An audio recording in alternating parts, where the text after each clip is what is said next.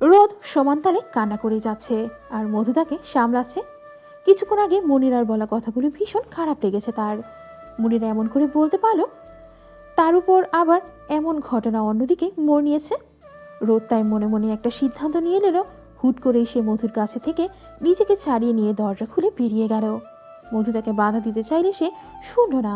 তড়িঘড়ি করে সবার সামনে দাঁড়িয়ে বলে উঠল, বড় আব্বু, মনিরা ভাবিকে মাফ করে দাও।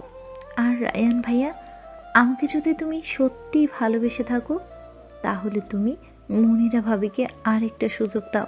হঠাৎ করে চোখের সামনে রোদকে দেখে সবাই যেন হা হয়ে গেল। এমন সময় এখানে রোদ কিভাবে এলো? সবাইকে এভাবে থাকতে দেখে রোদ আবারও বলে উঠল, আমি কি বলেছি শুনেছো তো তোমরা? কিন্তু রোদ, তুই কোথা থেকে তুই না পালিয়ে গিয়েছিলি? না বড় মা, আমি পালিয়ে যাইনি। আমি স্টোর রুমে বসেছিলাম। আমি সব কিছু দেখেছি শুরু থেকে। আর আমি চাই না আমার জন্য এখানে কোনো ঝামেলা হোক। রোদের কথা শুনে রায়হান এসে তাকে জড়িয়ে ধরে বলল, এখানে তোর জন্য কিছু হচ্ছে না, বরং যার পাপের শাস্তি সে পাবে। না ভাইয়া, আমি চাই তুমি ভাবিকে আরেকটা সুযোগ দাও। Please please please please. হয়েছে, এত অনুরোধ করতে হবে না। এবার রোদ রায়হানকে আরো শক্ত করে জড়িয়ে ধরল। রায়হানও হেসে তাকে কপালে একটা চুমু দিয়ে জড়িয়ে নিল। এসব দেখে মুনিরা যেন রাগে ফুঁসছে। তার মতে এখানে এত কিছু সব রোদের জন্যই হয়েছে। সে কখনো রোদকে ক্ষমা করবে না। এর প্রতিশোধ সে নিবেই নিবে। তবে তার আগে তার সংসার বাঁচাতে হবে। তার জন্য সবার সামনে ভালো হয়ে যাওয়ার অভিনয় চালিয়ে যেতে হবে ভেবেই মুনিয়া মুখটা কাঁদো কাঁদো করে রোদের কাছে গিয়ে রোদকে জড়িয়ে ধরে পড়ল। আমি তোমার এই ঋণ কখনো শোধ করতে পারবো না। আমাকে ক্ষমা করে দিও তোমাকে অমন খারাপ কথা বলার জন্য। আচ্ছা ভাবি, তুমি এত ইমোশনাল হচ্ছ কেন? চিল ভাবি, এসো বাদ দাও এখন। এরপর রোদ আরহাম চৌধুরীর কাছে গিয়ে বসে বলল, বড় আব্বু, আমি বিয়েটা করতে রাজি।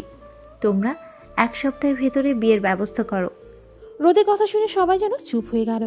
আরহাম চৌধুরী বুঝতে পারলেন তখন মনিরার কথাগুলোতে কষ্ট পেয়ে রোদ এমন সিদ্ধান্ত নিয়েছে। তাই তিনি রোদের মাথায় হাত রেখে বললেন, দেখ মা, মনিরা একটা ভুল করে ফেলেছে। এটা নিয়ে মন খারাপ করিস না। তোর ইচ্ছা না থাকলে বিয়ে করতে হবে না। আমরা তোর ইচ্ছার বিরুদ্ধে বিয়ে দেব না। না বড় আব্বু, আমি ভাবির কথাই কিচ্ছু মনে করিনি। আমি সব কিছু ভেবেই এই সিদ্ধান্ত নিয়েছি। আর আমি মনে করি তোমরা আমার সিদ্ধান্ত মেনে নিবে। আচ্ছা ঠিক আছে, তুমি যা বলবে তাই হবে। অতপর রোদ নিজের রুমে চলে গেল। মধুও তার পিছে পিছে গেল। রোদ রুমে ঢুকার পর মধু ঢুকতে চাইলে তার আগেই রোদ দরজা বন্ধ করে দিল। মধু বুঝতে পারলো রোদ এখন একা থাকতে চাইছে। তাই মধু আর কিছু না বলে আরিয়ানের রুমে চলে গেল। রুমে ঢুকেই রোদ খাটে শুয়ে কাঁদতে লাগলো। মুনিরার বলা কথাগুলোতে সে ভীষণ কষ্ট পেয়েছে, বিশেষ করে বাবা মা নিয়ে বলা কথাটাতে। সত্যি তো তার মা বাবা নেই, সে তো এতিম। তাহলে তাকে কেন সবাই এত আদর করে? আর সেই বা কেন সবার কাছে এত অধিকার খাটায়? রোদ অনেক ভেবেই বিয়ের সিদ্ধান্তটা নিয়েছে। সে আর এই বাড়িতে এমন বোঝা হয়ে থাকতে চাইছে না। মুগ্ধ রেডি হয়ে বের হয়েছে, তার সাথে শুভ্র। দুজনে আরও একবার বসার ঘরে আয়নাটাতে নিজেদেরকে দেখে নিয়ে একটা মুচকি হাসি দিল। অতঃপর আবারও দ্বিতীয় তলার দিকে তাকিয়ে জোরে বলে উঠল, আপু আপু, হলো তোর? আর কতক্ষণ লাগবে বলতো? এই তো ভাই, হয়ে গেছে, এক্ষুনি আসছি। বলতে বলতে বেরিয়ে এলো তাসলিম। তারা মূলত আজকে বেড়াতে যাচ্ছে তাদের মায়ের এক বান্ধবীর বাড়িতে। অনেকদিন পর তাদের মা তার পুরনো বান্ধবীর খোঁজ পেয়েছেন, তাই সেখানে তাকে দেখতে যাওয়া। সাথে মুগ্ধর নাকি গ্রাম দেখতে ইচ্ছে করছে, তাই গ্রামটাও ঘুরে আসবে। এখন সেই কারণেই সবাই রেডি হচ্ছে। তাদের সবাইকে বের হতে দেখে সালমা বেগম অর্থাৎ মুগ্ধের মা সবাইকে এক প্রকার তাড়া দিয়ে বেরিয়ে পড়লেন। শুভ্র তো ভীষণ খুশি, সে বেড়াতে যাচ্ছে এটা ভেবে। মুগ্ধকে এক মুহূর্তের জন্য কাছছাড়া করছে না সে। সকাল থেকে সবাই এসে রোদের রুমে দরজা ধাক্কাচ্ছে, তবুও সে দরজা খুলছে না। এদিকে আরিয়ানও বাড়িতে নেই। সে থাকলে না হয় সে ম্যানেজ করে নিত, কিন্তু এখন কি করবে?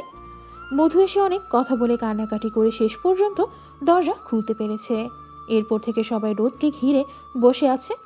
মুনিরা লোক দেখানোর জন্য এর মধ্যে বেশ কয়েকবার ক্ষমাও চেয়ে নিয়েছে। রোদ এসব কিছু খুব সাবলীলভাবে এড়িয়ে গেল। সবার সামনে এমনভাবে থাকলো যেন তার মাথা ব্যথা করছে, তাই দরজা খুলেনি। তাও সবাই বুঝতে পেরেছে রোদের মনের অবস্থা। তাই আর কেউ তেমন কিছু না বলে যে যার কাজে চলে গেল। রয়ে গেল শুধু মধু। মুগ্ধ বাহিরে দৃষ্টি নিবদ্ধ রেখে গ্রামের প্রকৃতি দেখছে। কয়েক বছর হতে চলল গ্রামে আসে না। বরাবরই মুগ্ধ গ্রামের প্রতি আলাদা একটা সফট কর্নার আছে। আজকেও সে প্রত্যেকটা দৃশ্য মুগ্ধ হয়ে তাকিয়ে দেখছে। গাড়ি চলছে গ্রামের আঁকাবাঁকা পথ দিয়ে। গাড়ি এসে থামলো একটা বড় দোতলা বাড়ির সামনে। বাহির থেকে বোঝা যাচ্ছে বাড়িটা কোনো জমিদার বাড়ির চেয়ে কম না। সালমা বেগম গাড়িতে থাকা অবস্থায় তার বান্ধবীকে কল দিল। কল রিসিভ করতেই বলল, হ্যালো আলিয়া, আমরা তোর বাড়ির সামনে, কাউকে একটু পাঠিয়ে দিতে পারবি? অপর পাশ থেকে কি বলল শোনা গেল না। সালমা বেগম কল কেটে মোবাইল মানি ব্যাগে রেখে দিল। এখন আর কি করার, অপেক্ষা করা ছাড়া আর কোনো কাজ নেই। তাই মুগ্ধ আর তাসনিম গাড়ি থেকে বের হয়ে চারিদিক দেখতে লাগলো। শুভ্র ঘুম। সে গাড়িতে ওঠার পরপরই ঘুমিয়ে পড়েছিল। হঠাৎ বাড়ির সামনে থেকে বেরিয়ে এলো এক মহিলা এবং পুরুষ। তাদেরকে দেখে মুগ্ধরা সেদিকে এগিয়ে গেল। সালমাও ততক্ষণে বেরিয়ে পড়েছে গাড়ি থেকে। সালমা দৌড়ে গিয়ে বান্ধবীকে জড়িয়ে ধরে কেঁদে দিল। আলিয়াও এতদিন পর প্রাণপ্রিয় বান্ধবীকে দেখে স্থান কাল পাত্র ভুলে গিয়ে কাঁদতে লাগলো। তারা যেন ভুলে গেল তাদের শরীরের বার্ধক্যের ছাপ। এখন দুজনে যেন ঠিক কিশোরী। তাদের এসব দেখে মুগ্ধ হয়ে তাকিয়ে রইল উপস্থিত সকলে। আরহাম চৌধুরী এবার গলা খাকারি দিয়ে বললেন, আলিয়া, কি শুরু করছো তুমি? ওদেরকে কিভাবে বাইরে দাঁড়িয়ে রাখবে নাকি একটু ভিতরে নিয়ে যাবে? এবার যেন তাদের হুঁশ ফিরল। দুজনেই দুজনকে ছেড়ে দিয়ে চোখ মুছে নিল। আরিয়া মুখে হাসি টেনে মুগ্ধ আর তাসনিমের দিকে তাকিয়ে গেলেন। কেমন আছো তোমরা? জি আন্টি, আলহামদুলিল্লাহ। আপনি কেমন আছেন আন্টি? আমিও আল্লাহর রহমতে ভালো আছি। এই দেখো, এই মহিলা তোমাদেরকে বাইরে দাঁড় করিয়ে রেখে খেজুর আলাপ জুড়ে দিয়েছে। চলো বাবা, বাড়ির ভিতরে চলো। জি আঙ্কেল। বলে সবাই ভেতরে চলে গেল। আর কাজের লোকেরা এসে গাড়ি থেকে তাদের লাকেজ ও মিষ্টি আর নাস্তাগুলো নিয়ে গেল ভেতরে। তাসনিমের কোলে শুভ্র, সে এখনও ঘুমে। সবাই গিয়ে ড্রয়িং রুমে বসে পড়ল। বসার কিছুক্ষণ পর মধু আর তারিন মিলে তাদের সামনে নাস্তা এনে দিল। এর মধ্যে তাসনিম মধুকে দেখে মধু বলে ডাক দিল। মধু ও তাসনিমকে দেখে অবাক হয়ে আপনি? বলে হাঁ করে তাকিয়ে রইল। হ্যাঁ, আমি আলিয়া আন্টির বান্ধবী, আমার আম্মু। কিন্তু তুমি এখানে, আর রোদ কোথায়? মধু এবার হেসে বলল, ও আচ্ছা, আমি এই বাড়ির বউ। আপনার আন্টি, বড় চাচি, শাশুড়ি আর রোদ আছে রুমে। ও আচ্ছা, রোদ আর তুমি কি একই সাথে থাকো? জি, আসলে রোদের ভাইয়ের সাথে আমার বিয়ে হয়েছে। বলেই লজ্জায় মাথা নুয়ে নেয় মধু। তাদের কথোপকথন শুনে সকলে বুঝতে পারল তারা আগে থেকে পরিচিত। এদিকে মুগ্ধ তো স্থির হয়ে বসে আছে। এসব সে কি শুনছে? তার রোদ রানী এখানে? ভাগ্য কি তাহলে তাদেরকে এক জায়গায় এনে দাঁড় করাচ্ছে? এখন যেন মুগ্ধের তর সইছে না রোদকে দেখার। কিন্তু কার কাছে জিজ্ঞেস করবে রোদের কথা? তোমরা নিজেদেরকে কিভাবে চিনো? বলে ওঠে আলিয়া। মধু তার কথায় হেসে উত্তর দেয়, আসলে বড় মা, আমরা যখন কক্সবাজার যাই তখন আপুর সাথে দেখা, এমনকি তোমরাও আপুকে চেনো। শুভ্রের কথা মনে আছে তো? উনি শুভ্রের মা। এবার যেন সবাই চিনতে পারল। রোজ সবাইকে এসে শুভ্রর কথা বলেছিল। এমনকি ওরা সবাই কথাও বলেছিল। কিন্তু তাসনিমকে কেউ দেখেনি বিধায় চিনতে পারেন ওরা। এর মধ্যে সেখানে রোদ এসে দাঁড়ায়। রোদ ও তাসনিমকে দেখে মধুর মতো একই রিয়াকশন দেয়। তা দেখে সবাই হেসে ফেলে। এদিকে মুগ্ধ তো হা হয়ে তাকিয়ে আছে। আজই সর্বপ্রথম রোদকে সরাসরি দেখছে সে। ভীষণ মায়াবী মুখ দেখতে পুতুলের মতো লাগছে। মুগ্ধ যেন চোখ ফেরাতে পারছে না। রোদ গিয়ে সালমা বেগমকে সালাম করে কুশলাদি বিনিময় করলো। অতঃপর তাসনিমের সাথেও কথা বলল অনেকক্ষণ। তাসনিম রোদকে মুগ্ধের সাথে পরিচয় করিয়ে দিল। রোদও আমার একমাত্র ছোট ভাই মুগ্ধ। ও আচ্ছা, আসসালামু আলাইকুম ভাইয়া। কেমন আছেন ভাইয়া? ওয়ালাইকুম সালাম। আলহামদুলিল্লাহ, ভালো। তুমি? আমিও আলহামদুলিল্লাহ। এরপর সকলে আরও অনেকক্ষণ কথা বলল। এর মধ্যেই রোদের সাথে মুগ্ধরেও একটা ভালো সম্পর্ক তৈরি হয়ে গিয়েছে এবং তাসনিম আর মুগ্ধকে গ্রামে ঘুরে দেখানোর দায়িত্বও রোদকে দেওয়া হলো। শুভ্র ঘুম থেকে উঠেই চোখের সামনে রোদকে দেখে খুশি হয়ে রোদের কোলে ঝাঁপ দিয়ে বসে পড়ল। রোদ ও শুভ্রকে কোলে নিয়ে আদর করতে লাগলো। তুমি কেমন আছো মামুনি? আমি খুব ভালো আছি। তুমি কেমন আছো? আমিও খুব ভালো আছি। তুমি এখানে কেন মামুনি? এটা তো আমার বাড়ি, তাই আমি এখানে। এটা তোমার বাড়ি? হুম, এটা আমার বাড়ি। আচ্ছা। তা আমার শুভ্র সোনা কি আমাকে মিস করেছে? ও, খুব মেক করেছি। ওলে বাবালে, আমার সোনাটা। বলেই শুভ্রর গাল টেনে দিল রোদ। তাদের কথার মাঝে আরহাম চৌধুরী তাদের উদ্দেশ্যে বলে উঠলেন, রোদমা, তোকে কালকে দেখতে আসবে ছেলে ডক্টর। ছেলের ছবি তোকে আরিয়ান দেখাবে, তৈরি থাকিস। আচ্ছা বরাব্বু। খুব স্বাভাবিকভাবে উত্তর দিল রোদ, যেন সে মন থেকেই রাজি। এদিকে মুগ্ধর যেন দম বন্ধ হয়ে আসছে। এসব সে কি শুনছে? রোদের বিয়ে, ওকে কালকে দেখতে আসবে। সে কি রোদকে পাওয়ার আগেই হারিয়ে ফেলবে? এটা কিছুতেই হতে পারে না। কিন্তু রোদের মুখ দেখে তা মনে হচ্ছে রোদ এই বিয়েতে রাজি। যদি রোদ মন থেকে এই বিয়েটা করতে চায় তাহলে সে কিছুই বলবে না। থাক না, তার ভালোবাসাটা একপাক্ষিক অপূর্ণ ভালোবাসা। আর যদি ভাগ্যে থাকে তাহলে রোদ অবশ্যই তার হবে, তার শত বাধা বিপত্তি পেরিয়ে হলেও। ওমা, রোদ মামুনির বিয়ে নাকি? তাহলে তো ভালোই হলো, আমরা এই সময়ে এসে একেবারে বিয়ে খেয়ে যেতে পারবো। সালমা বেগম খুশি হয়ে সবার উদ্দেশ্যে বলল। আলিয়াও হেসে তার সাথে তাল মিলিয়ে বলল, তার বলতে, তোকে তো আমি এমনিতেও যেতে দিতাম না কিছুদিন। এখন একেবারে রোদের বিয়েটাও দেখে যেতে পারবি। হ্যাঁ রে, ঠিক বলেছিস। মধু এক নজরে তাকিয়ে আছে রোদের দিকে। আর কেউ না জানুক সে তো জানে রোদের মনে কি চলছে। তাসনিম, মুগ্ধ আর রোদ মিলে বের হয়েছে গ্রামে ঘুরতে দেখতে। মধু এই বাড়ির বউ বিধায় সে এখন আসার অনুমতি পায়নি। তার চেয়ে বড় কথা, সে নিজেই আসতে চায়নি। তাকে আসতে বললে সে সরাসরি বলে দিয়েছে, আমি এই বাড়ির বউ, তাই এই বাড়িতে অন্য বউয়েরা যেমন থাকে আমি ঠিক তেমনভাবেই চলতে চাই। তাই তাকে আর কেউ জোর করেনি। তাসনিম গ্রামের বিভিন্ন জায়গায় দাঁড়িয়ে পোজ দিচ্ছে আর মুগ্ধ তাকে ছবি তুলে দিচ্ছে।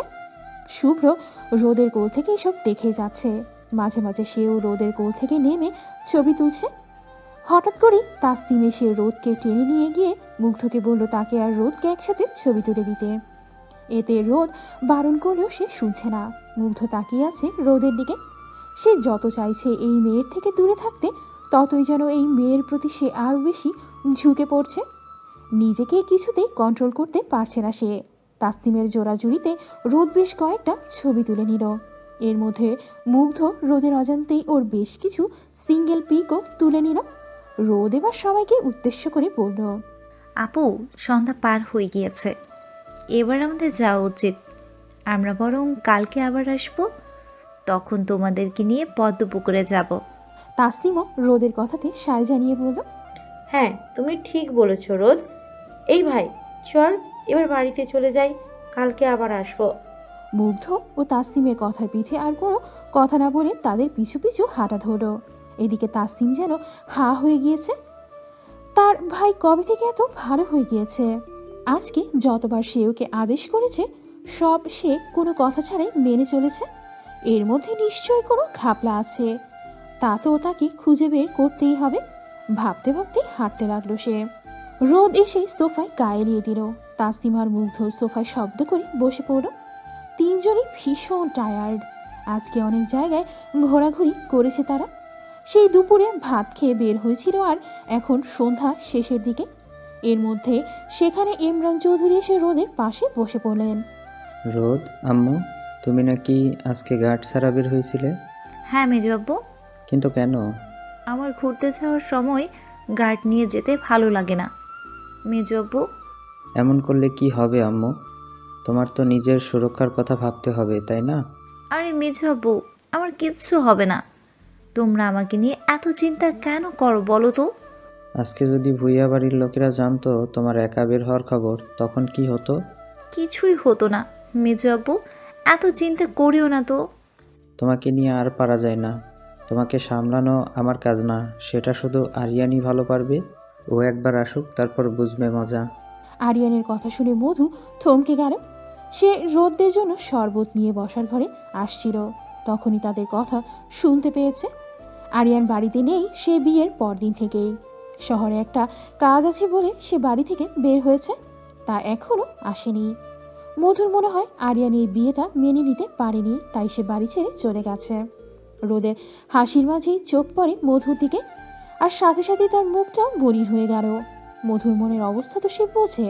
মুগ্ধ এত সময় রোদের দিকে তাকিয়েছিল। মেয়েটাকে যত দেখছে ততই যেন মেয়েটার প্রেমে পড়ছে সে।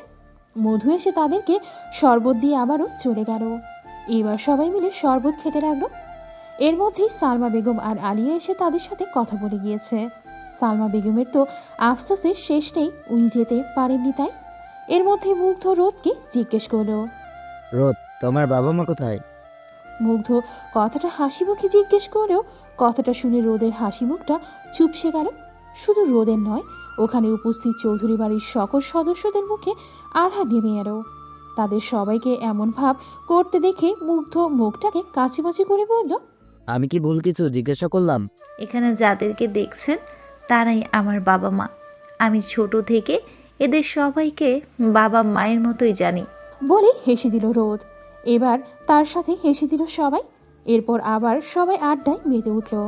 মুগ্ধ আর কিছু না বলে তাদের সাথে তাল মেলালো। এক ফাঁকে সালমা বেগম মুগ্ধকে বলে দিল রোদের বাবা মা মারা গিয়েছে। এটা শুনে মুগ্ধর মনটা কেমন জানি ধক করে উঠল। এইটুকুনি একটা মেয়ে, কত হাসি খুশি, কত চঞ্চল, দেখে বোঝাই যায় না এই মেয়েটা এতিম।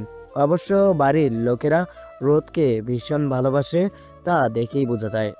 মুগ্ধের ভাবনার মাঝে রোদ তাকে বেশ কয়েকবার ডেকে ফেললো। তাতেও মুগ্ধের কোনো হেলদোল না দেখে এবার রোদ তুড়ি বাজাতে লাগলো মুগ্ধের সামনে। এবার ভাবনার সুতো কাটলো মুগ্ধের। এই যে মিস্টার, কই হারালেন? খানিকটা লজ্জায় ফেরো মুগ্ধ। রোদ আবারও তাকে তাড়া দিয়ে বলল, যান ফ্রেশ হয়ে আসুন, অনেক টায়ার্ড মনে হচ্ছে। যান ফ্রেশ হয়ে কিছুক্ষণ রেস্ট নিন। মুগ্ধ ও রোদের কথায় সায় জানিয়ে উঠে পড়ল। রোদ তার যাওয়ার দিকে তাকিয়ে মুচকি একটা হাসি দিল। কেন জানি রোদের এই ছেলেটাকে ভীষণ ভালো লাগে। আবার পরক্ষণে নিজের মাথায় নিজে চাটি মেরে বলে ওঠে, ছি ছি রোদ, এসব তুই কি ভাবছিস? তোর না বিয়ে ঠিক, কালকে তোকে দেখতে আসবে, আর এখন তুই এসব ভাবছিস? তোকে তো মারা উচিত, নির্লজ্জ মহিলা। বলে বিড়বিড় করতে লাগলো রোদ। ছাদের রেলিং ধরে দাঁড়িয়ে আছে মধু। এই নিঝুম নিস্তব্ধ পরিবেশে নিজের ছোট্ট জীবনের হিসাব মেলাতে ব্যস্ত সে। কি পেল আর কি হারালো। এই 19 বছরের জীবনে পাওয়ার চেয়েও বেশি হারানোর তালিকাটাই বেশি তার জীবনে। বাড়ির পশ্চিম পাশের ঝোপঝাড়ের ওদিক থেকে ঝিঝি পোকার ডাক ভেসে আসছে। রাত প্রায় 12:30 হতে চলল।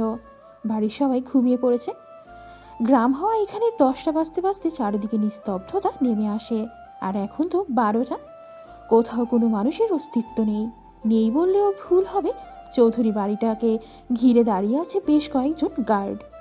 সবাই যখন রাতের খাবার খেয়ে যে যার রুমে চলে গিয়েছিল, মধুও তখন তার রুমে চলে গিয়েছিল। কিন্তু অনেকক্ষণ বিছানায় গড়াগড়ি করেও যখন ঘুম এলো না, তখন উঠে ছাদে চলে এসেছে সে। একটু স্নিগ্ধ বাতাস গায়ে মাখতে এসেছে। এখন প্রায় 1.5 ঘন্টা হতে চলল, কিন্তু রুমে যেতে ইচ্ছে করছে না তার। এত রাতে এখানে ভূতের মতো দাঁড়িয়ে কি করছিস? হঠাৎ পেছন থেকে অতি পরিচিত ও অনাকাঙ্ক্ষিত এক কণ্ঠস্বর পেয়ে দ্রুত পেছনে ফিরল মধু। তার সামনে কয়েক হাত দূরে দাঁড়িয়ে আছে আরিয়ান।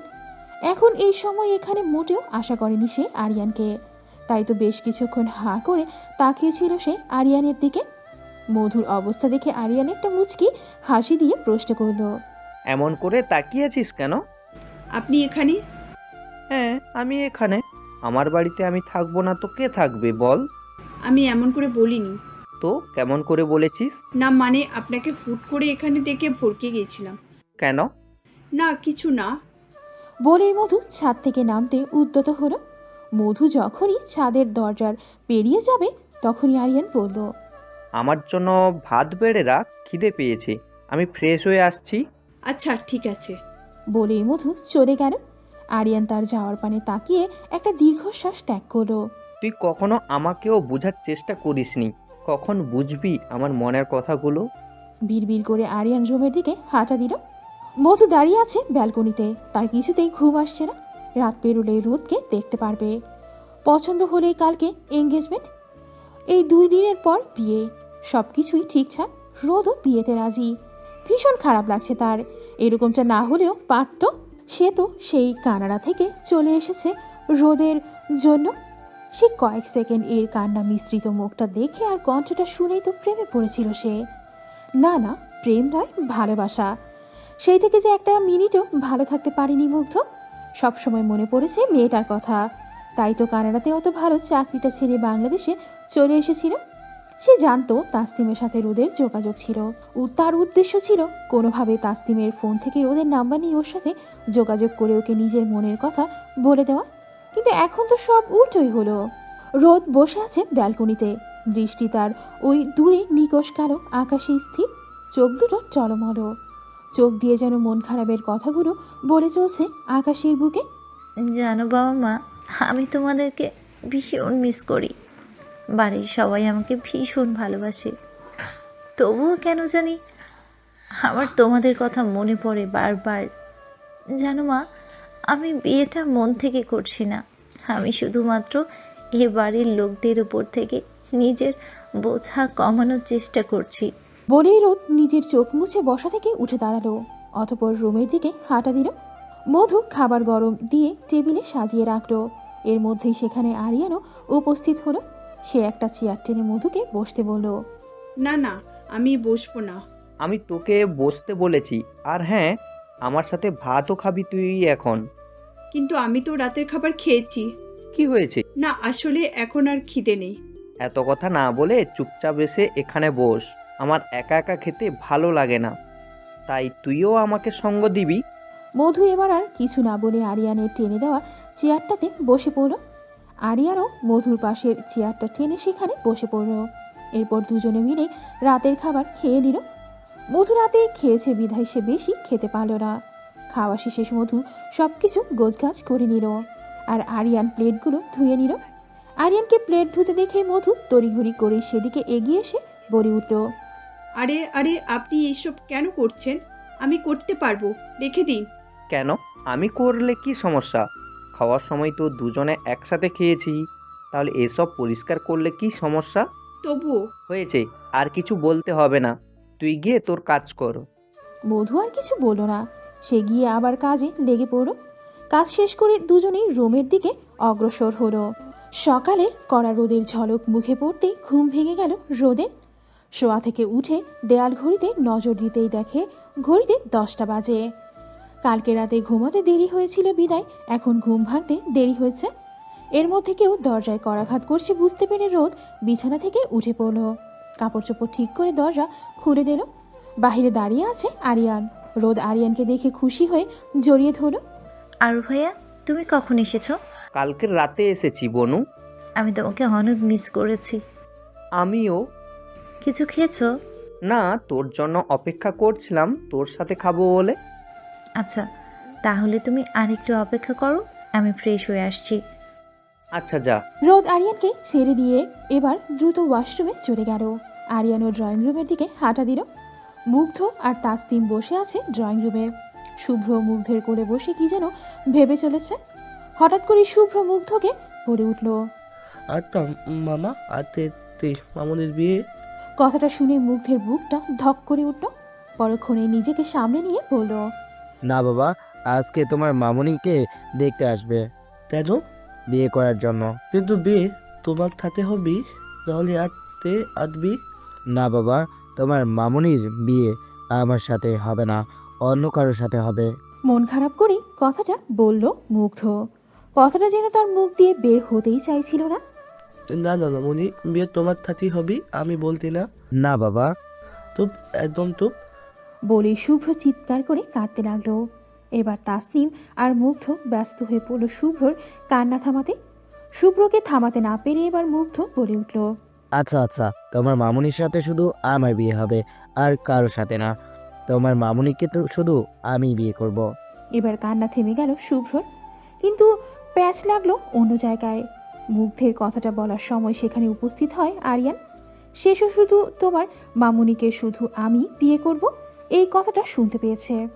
আরিয়ান জানে শুভ্র রোদকে মামুনি ডাকে, তাই সে চিল্লিয়ে বলে ওঠে। কি? হঠাৎ করেই অচেনা কাউকে সামনে দেখে থতমত খেয়ে গেল মুগ্ধ। তার সাথে এখনও আরিয়ানের পরিচয় হয়নি, তাই সে আরিয়ানকে চিনতে পারেনি। আরিয়ানকে দেখে তাসনিম হাসি মুখে উত্তর দিল। দেখো না, এই শুভ্রটা কান্না জুড়ে দিয়েছে রোদের বিয়ে অন্য জায়গাতে হবে বলে। তার মতে রোদের বিয়ে শুধুমাত্র তার মামার সাথে হবে, তাই তাকে শান্ত করতে কথাটা বলেছে মুগ্ধ।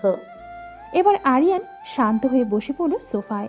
তাসনিম মুগ্ধকে কাছে টেনে বলল, ও আমার ভাই মুগ্ধ, আর মুগ্ধ ও হলো রোদের ভাই আরিয়ান। কালকে ও যার কথা বলছিল সে। এবার মুগ্ধের মুখে হাসি টেনে আরিয়ানের সাথে হাত মেলালো। আরিয়ানও হাসি মুখে কথা বলতে লাগলো তার সাথে। বয়সে তারা দুজনেই সমবয়সী হবে, হয়তো মুগ্ধ আরিয়ানের ছোট হবে। বয়স কাছাকাছি হওয়াতে তাদের আড্ডা খুব অল্প সময় বেশ ভালোভাবে জমে উঠল। এর মধ্যে তাসনিমও সেখানে থেকে চলে গেল। আলিয়া বসে আছে রোদের রুমে, তার হাতে একটা প্যাকেট। রোদ ওয়াশরুম থেকে বের হতেই রুমে আলিয়াকে দেখে হাসি মুখে সেদিকে এগিয়ে গেল। আলিয়া উঠে এসে বলল, রোদ, এই নে, এখানে তোর সব সরঞ্জাম আছে। পাত্রপক্ষ আসলে তাদের সামনে এসব পরে রেডি হয়ে যাবি। এখন চল, নাস্তা করবি।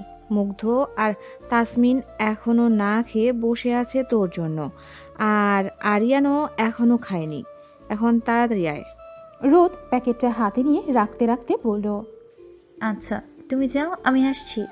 আলিয়া চৌধুরী যেতে গিয়েও আবার থেমে গেলেন। পিছু ঘুরে রোদের কাছে এসে ওর ঘাড়ে হাত রাখল। রোদ এক মনে প্যাকেটটার দিকে তাকিয়েছিল। হঠাৎ কাঁধে কারো স্পর্শ পেয়ে সে চমকে পেছনে ঘুরে দেখে আলিয়া চৌধুরী দাঁড়িয়ে আছে। তাকে দেখে রোদ হালকা ভ্রু কুঁচকে বলল, কিছু কি বলবে বড়মা? রোদ, তুই কি সত্যি এই বিয়েতে মন থেকে রাজি? তুই আমাকে সত্যিটা বল, তোকে কেউ জোর করবে না রে।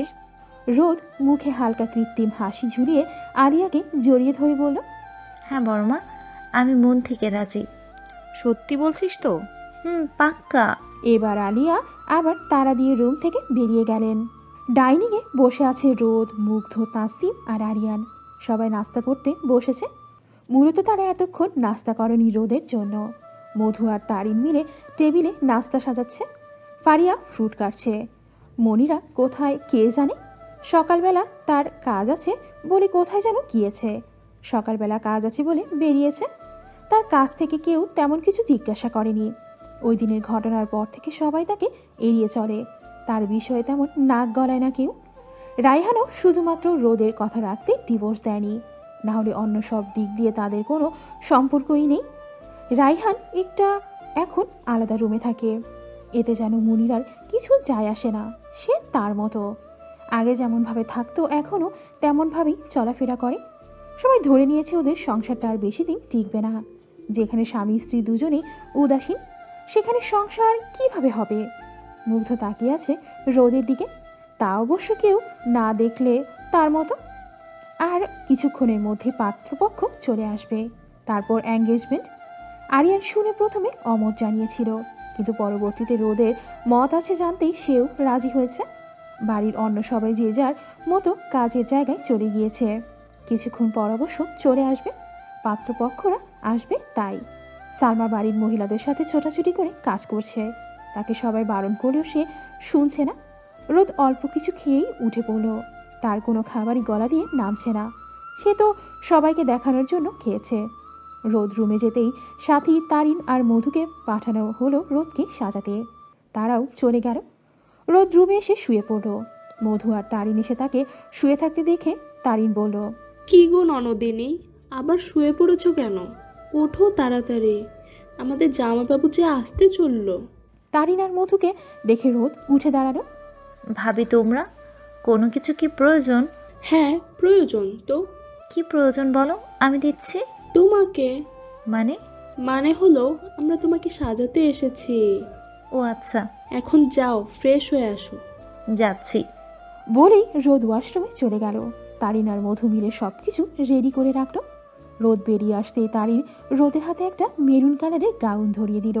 যাও রোদ, এটা পরে আসো। রোদ কিছু না বলেই চলে গেল চেঞ্জ করতে। জানো মধুরিমা, আমার কেন জানি মনে হচ্ছে রোদ এই বিয়েতে রাজি না। শুধুমাত্র বড় ভাবির কথা শুনে সে বিয়ে করতে চাইছে। হয়তো বা। তোমার কি কিছু হয়েছে মধুরিমা? না তো ভাবি, আমার আমার কি হবে? কেন জানি মনে হচ্ছে তুমি কোনো কিছু নিয়ে আপসেট। না ভাবি, তেমন কিছু না। তেমন কিছু হলে আমাকে নির্দ্বিধায় সব কিছু খুলে বলবে, বড় বোন ভেবে। জি আচ্ছা। আরিয়ানের সাথে তোমার সব কিছু ঠিকঠাক চলছে তো মধুরিমা?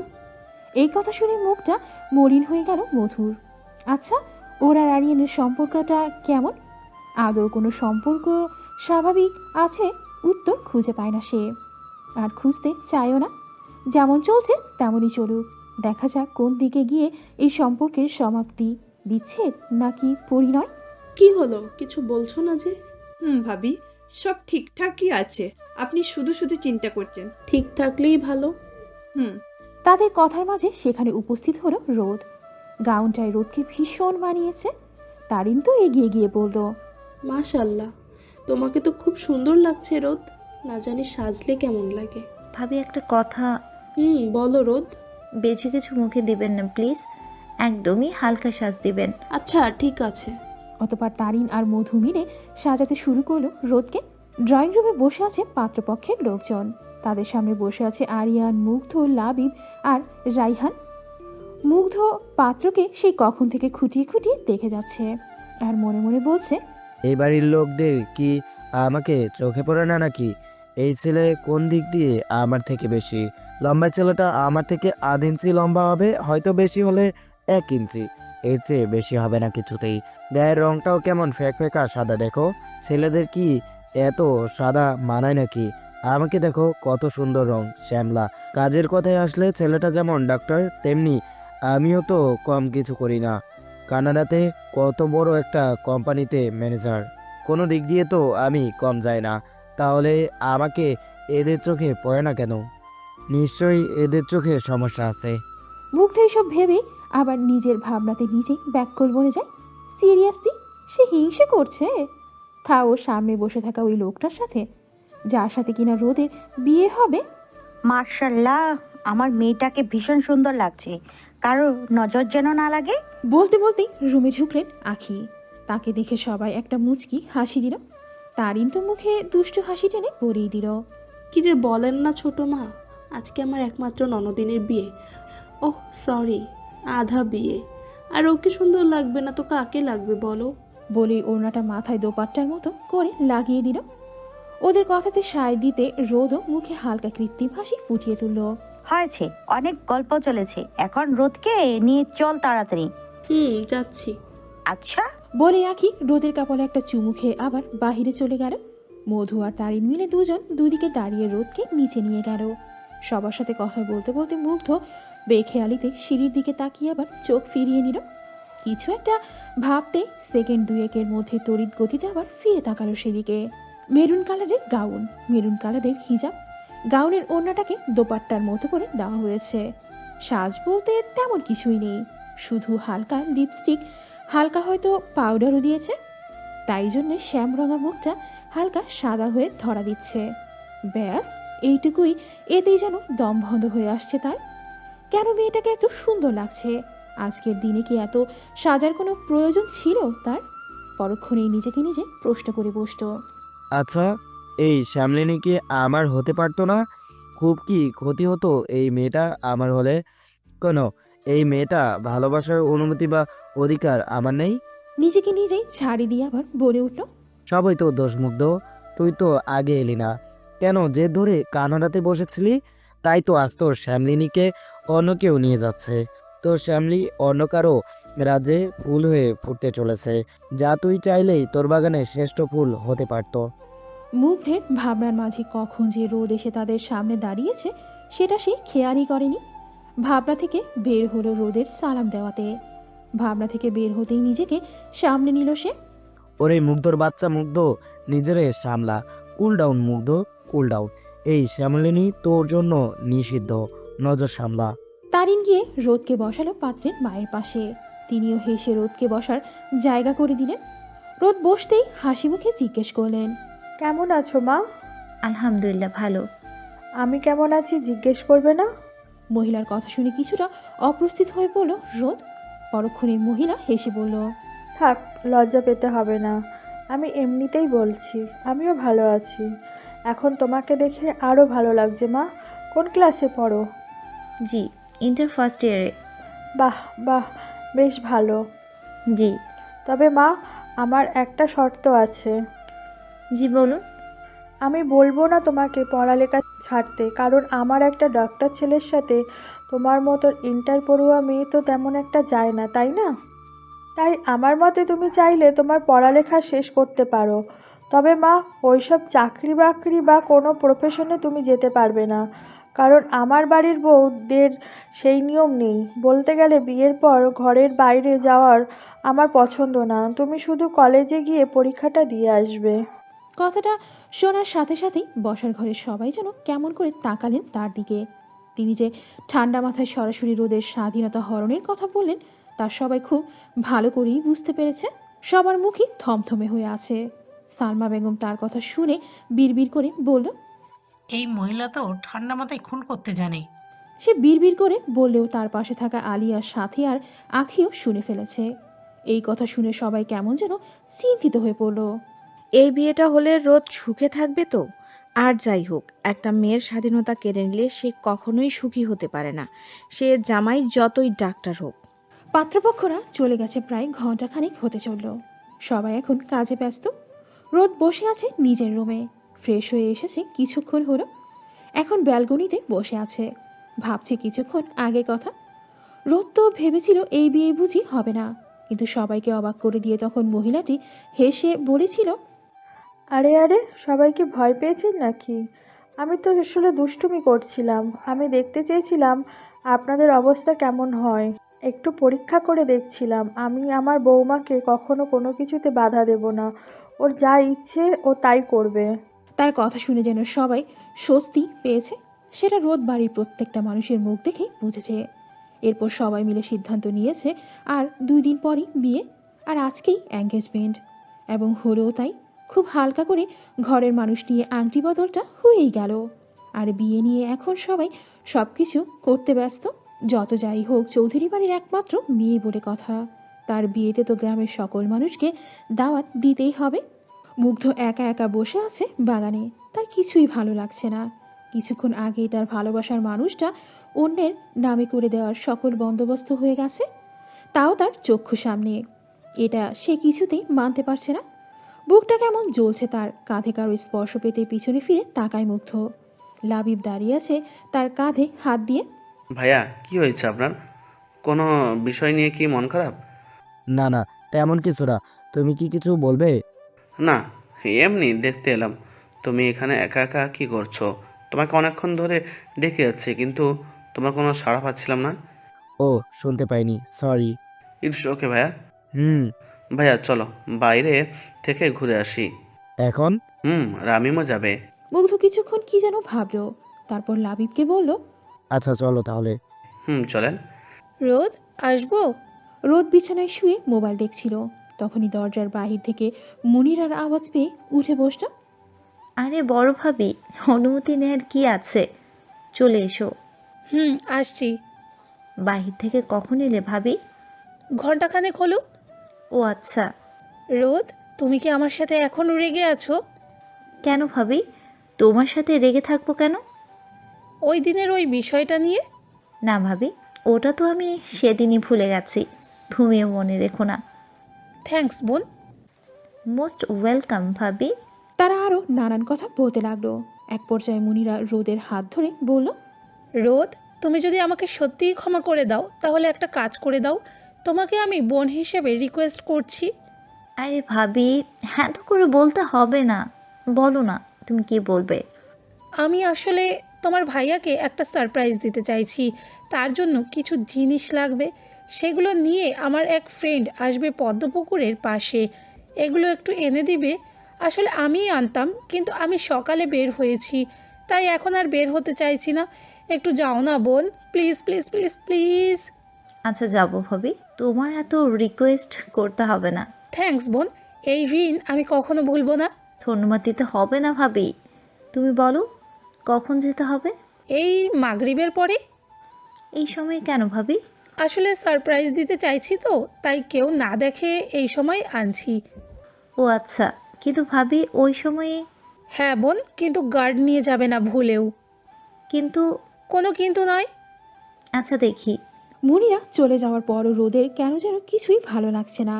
মুনিরার বলা জায়গায় যেতে মন সায় দিচ্ছে না, তবুও যেতে হবে, না হলে মুনিরা কী ভাববে। সে অনেক আশা নিয়ে তার কাছে এসেছে। তাও রোদ প্রথমে ভেবেছিল গার্ড নিয়ে যাবে, কিন্তু মনিরা তো তাও বারণ করে দিল। অন্যদিকে মনিরা রোদের রুম থেকে বেরিয়ে যাওয়ার পর মুখে একটা ক্রূর হাসি দিল, বিড়বিড় করে বলতে লাগলো, রোজ শোনা, তোমার জীবন আজকেই শেষ। তোমাকে আমি মৃত্যু দিব না। মৃত্যুটা তো তুমি আজকের পর থেকে নিজেই চাইবে আল্লাহর কাছ থেকে। তোমার জীবনটা আমি নরকে পরিণত করে দেব রোদ। আমার প্রতি হওয়া অপমানের প্রতিশোধ আমি আজকেই নিব। মুগ্ধ, লাবিব আর রামিম হেঁটে চলেছে পদ্মপুকুরের পাশে। সময়টা এখন সন্ধ্যার আগ মুহূর্ত, সূর্য এই ডুবলো বলে। এখানে এসেই মুগ্ধের বিক্ষিপ্ত মনটা এখন যেন শান্ত হয়েছে, তবুও মনটা যেন কু ডাকছে। মনে হচ্ছে কোথাও কোনো ভুল কিছু হতে যাচ্ছে, তার খুব কাছের কারো বিপদ হতে যাচ্ছে। মুগ্ধ সেসবকে পাত্তা দিচ্ছে না। তার মনে হচ্ছে তার এরকম ফিল হওয়ার কারণ রোদের বিয়ে ঠিক হওয়াটাই। তবুও মন যেন গহীনে একটা কিন্তু রয়েই যায়। লাবি বেশি মুগ্ধর পাশে দাঁড়িয়ে বলল, ভাইয়া চলেন যাই। না, আর কিছুক্ষণ বাকি। ভালোই লাগছে। ওখানে গিয়ে আর কি করব? শুধু বসে থাকা ছাড়া ওখানে কোনো কাজ নেই। আচ্ছা ঠিক আছে তাহলে। তোমার কোনো কাজ থাকলে তুমি চলে যেতে পারো, আমি রমিনকে নিয়ে আসি। আরে না না ভাইয়া, আমার কোনো সমস্যা নেই। আমি ভাবলাম আপনার হয়তো ভালো লাগছে না আর হাঁটতে। না, তেমন কিছু না। রোদ আস্তে আস্তে হেঁটে চলেছে। যত এগোচ্ছে ততই যেন মনটা কুগাইছে। এক মনে বলছে যেতে, তো আরেক মন বলছে না যেতে। মনের এই দ্বিধাদ্বন্দ্ব নিয়েই হেঁটে চলেছে সামনের দিকে। চারিদিকে ঘুটঘুটে অন্ধকার, কোথাও কোনো মানুষের অস্তিত্বও নাই। রোদ মনে মনে নিজেকে একটু সামনে নিয়ে কল করলো মুনিরার দেওয়া সেই নাম্বারটাতে। নাম্বারটা মূলত মুনিরার সেই ফ্রেন্ডের। রিং হচ্ছে একবার, দুইবার, তিনবার, এরকম করে অনেকবার, কিন্তু ওপাশ থেকে কল রিসিভ হলো না। এরকম করে বেশ কয়েকবার কল দেওয়ার পরও কোনো রেসপন্স পায়নি ওপাশের ব্যক্তিটির।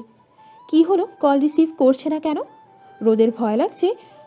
ভূতের ভয় নয়, কোনো কিছু অঘটন ঘটার ভয়। হঠাৎ একটা হাত এসে রোদের মুখটা চেপে ধরল। রোদ প্রথমে বুঝতে পারেনি, কিন্তু যখনই সে বুঝতে পেরেছে তখনই চিৎকার শুরু করে দিয়েছে। কিন্তু তার মুখটা কোনো শক্তপোক্ত হাতের চাপে পড়ে ভিতরের কোনো শব্দই বাহিরে এলো না। যতটুকু এলো তা হলো ধরনের শব্দ। রোদ ফিল করলো তাকে কেউ একজন হাত বেঁধে দিচ্ছে, এরপর মুখ, তারপর পা, অতপর ধাক্কা মেরে ফেলে দিল মাটিতে। রোদ মনে মনে সৃষ্টিকর্তাকে স্মরণ করছে। রোদ বুঝে গিয়েছে তার হয়তো আর বেঁচে থাকা সম্ভব না। তার সাথে হয়তো খারাপ কিছু হতে চলেছে, হয়তো ধর্ষণ। এই অমানুষগুলো হয়তো তাকে খুবলে খুবলে খাবে। কালকে হয়তো সারা গ্রামে তার ধর্ষণের খবর ছড়িয়ে পড়বে। এর মধ্যেই একজন এসে ঝাঁপিয়ে পড়ল রোদের ওপর। লোকটার সাথে ধস্তাধস্তি করছে রোদ। এক পর্যায়ে এসে তার মুখ থেকে কাপড়টা সরে গেল। সুযোগ পেয়ে রোদ প্রাণপণে চিল্লিয়ে উঠল। যদি কেউ একজন সাহায্য করতে আসে, সে আশায় মুগ্ধরা চলে যাওয়ার জন্য উঠে দাঁড়ালো। অনেকক্ষণ হলো তারা এখানে এসেছে, এবার যাওয়া উচিত ভেবেই উঠে দাঁড়ালো। তিনজনে কথা বলে হাসতে হাসতে হাঁটতে লাগলো আধ পাকা রাস্তা ধরে। পাশেই হালকা ঝোপঝাড়। হঠাৎ সেখান থেকে চিৎকার আসতে শুনে তিনজনই দাঁড়িয়ে গেল। গলার স্বরটা তাদের খুব ভালো করেই চেনা। এটা যে স্বয়ং রোদের। রোদের কোনো বিপদ হলো না তো ভেবেই তিনজনেই একসাথে দৌড়ে গেল ঝোপের দিকে। যত এগোচ্ছে ততই যেন হৃদকম্পন বেড়েই চলছে। ভয়টাও জোরে সোরে জেঁকে ধরেছে। মনে হচ্ছে কিছুই ঠিক নেই। তিনজনেরই আল্লাহর কাছে একটাই দোয়া, রোদের যেন কোনো বিপদ না হয়, রোদ যেন সুস্থ থাকে। পাশের ঝোপে গিয়ে তিনজনের পা যেন থমকে গেল। এটা তারা কি দেখছে?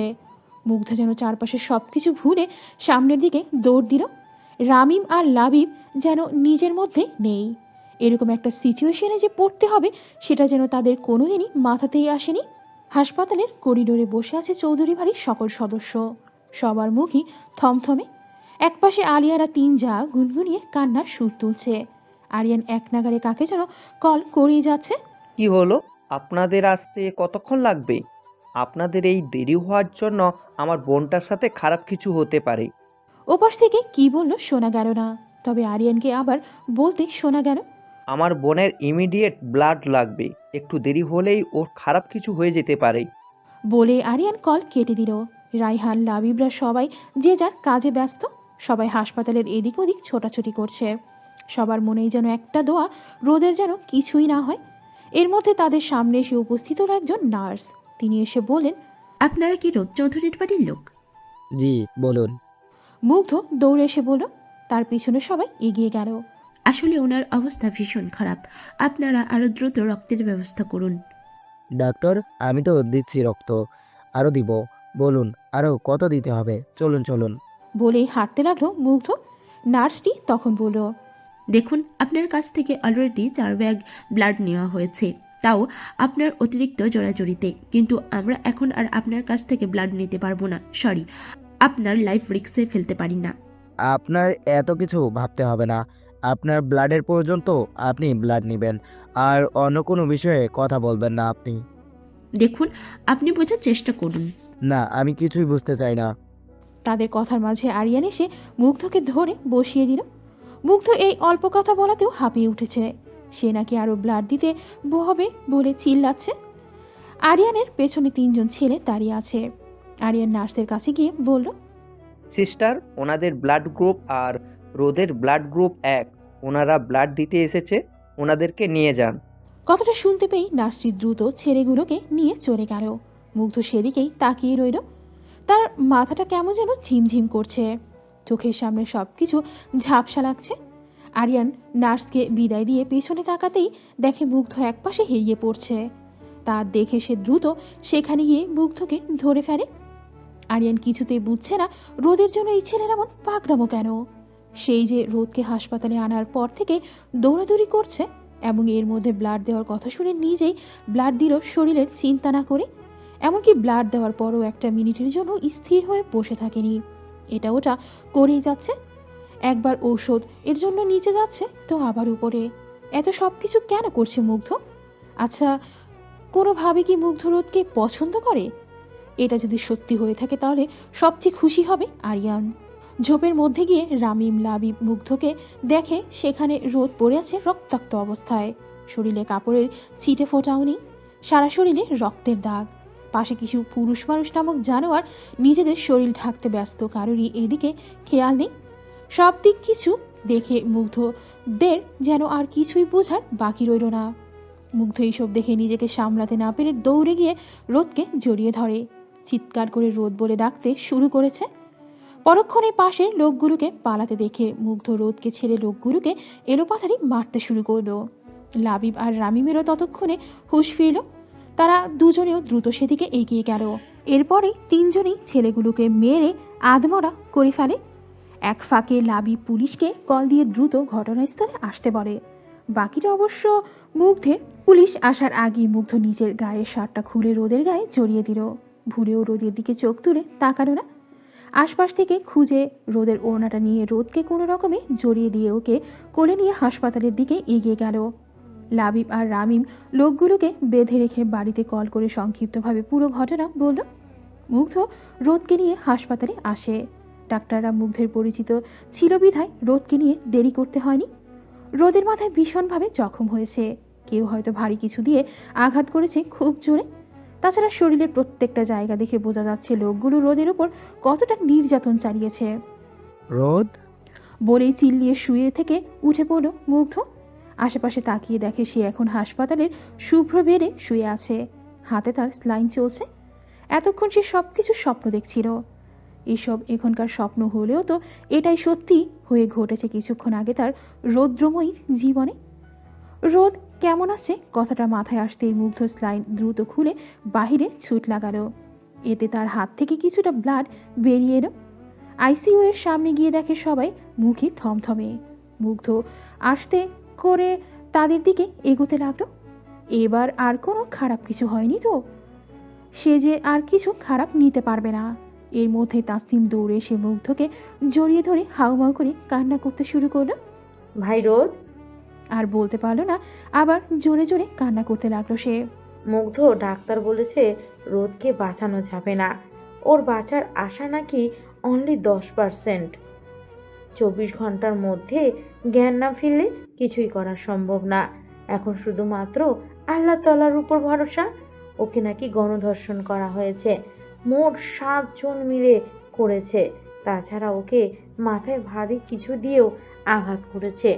রিপোর্টে নাকি এটাই এসেছে। সব শুনে মুগ্ধ ধপ করে বসে পড়ল ফ্লোরে। তাসতিম ওকে গিয়ে ধরে নেয়। তাসতিম এই কয়েকদিনে বুঝে গেছে মুগ্ধ রোদকে ভালোবাসে, তাও ভীষণভাবে ভালোবাসে। তার ভাইটার মন ভীষণ নরম, কিভাবে সামলাচ্ছে নিজেকে সে। এর মধ্যেই সেখানে এসে উপস্থিত হলো রোদের হবু শ্বশুরবাড়ির লোকেরা। রোদের হবু হাজবেন্ড আরাফ এসে দাঁড়ায় আরিয়ানের পাশে। ডাক্তার কি বলেছে ভাইয়া? অতপর আরিয়ান রোদের ব্যাপারে সবকিছু খুলে বলল। সব শুনে আরাফের মুখটা কালো হয়ে গেল। আরিয়ান তাদেরকে কল করে বলেছিল রোদের অ্যাক্সিডেন্ট হয়েছে এবং এখন অবস্থা গুরুতর। আরাফ মুখটা থমথমে করে বলল, তাহলে আপনি আমাকে সেগুলো ফোনে বলেননি কেন? আসলে এটা আমি ফোনে বলতে চাইনি আরাফ। আরাফ আর কিছু বলল না। এর মধ্যে আরাফের মা এসে আরাফকে অন্যদিকে টেনে নিয়ে গেল। তারা অনেকক্ষণ কি যেন বলল। কিছুক্ষণ পরে এসে আরাফের মা গলা খাকারি দিয়ে আলিয়া বেগমের সামনে এসে বললেন, এবার আমরা আসি তাহলে। এখন চলে যাবেন? জি হ্যাঁ। আচ্ছা ঠিক আছে। মানে একটা কথা ছিল। জি বলুন। আসলে আমি বিয়ে ভেঙে দিতে চাইছি। মানে? দেখুন, আমার ডক্টর ছেলের সাথে আর যার হোক একজন ধর্ষিতাকে তো বিয়ে দিতে পারি না বলেন। আমাদের তো সমাজ নিয়ে বাঁচতে হয়, তাই না? এটা শুনলে সমাজে লোকেরা ছিছি করবে। একজন ধর্ষিতাকে কিভাবে আমার ছেলের বউ বলে পরিচয় দেব বলেন? সোসাইটিতে আমাদের সম্মানটা আর থাকবে না। আমরা বাবু নিজের সম্মান বিসর্জন দিয়ে একটা নষ্ট মেয়েকে দয়া দেখিয়ে আমার এমন যোগ্য ছেলের সাথে বিয়ে দিতে পারবো না। আরাফের মায়ের মুখে এমন কথা শুনে সবাই হাঁ করে তাকিয়ে রইল তার দিকে। আরিয়ান একবার আরাফের মায়ের মুখের দিকে তাকিয়ে আবার আরাফের দিকে তাকায়। আরাফ ডোন্ট কেয়ার ভাব নিয়ে দাঁড়িয়ে আছে, চোখে মুখে তার বিরক্তি। দেখে বোঝা যাচ্ছে সে এখানে থাকতে বিরক্ত হচ্ছে। আরাফের এমন ভাব ও তায়ের মায়ের কথাগুলো শুনে শুনে আরিয়ানের মাথায় রক্ত উঠে যায়। সে তেড়ে যায় আরাফকে মারতে, কিন্তু আরহাম চৌধুরীর কথায় থেমে যায় সে। আরিয়ান, সেখানে আসো, সেখানেই থেমে যাও। তুমি যদি এখন ওদের সাথে কথা বাড়াবাড়ি করো তাহলে ওদের মধ্যে আর তোমার মধ্যে কোনো তফাৎ থাকবে না। আর যাই হোক, আমার বাড়ির লোকেরা কোনো কাপুরুষ নয়, আর নয় কোনো অমানুষ। আরহাম চৌধুরীর কথা শুনে আরাফ কিছু বলতে চাইলে তিনি হাত উঁচিয়ে তাকে থামিয়ে দেয়।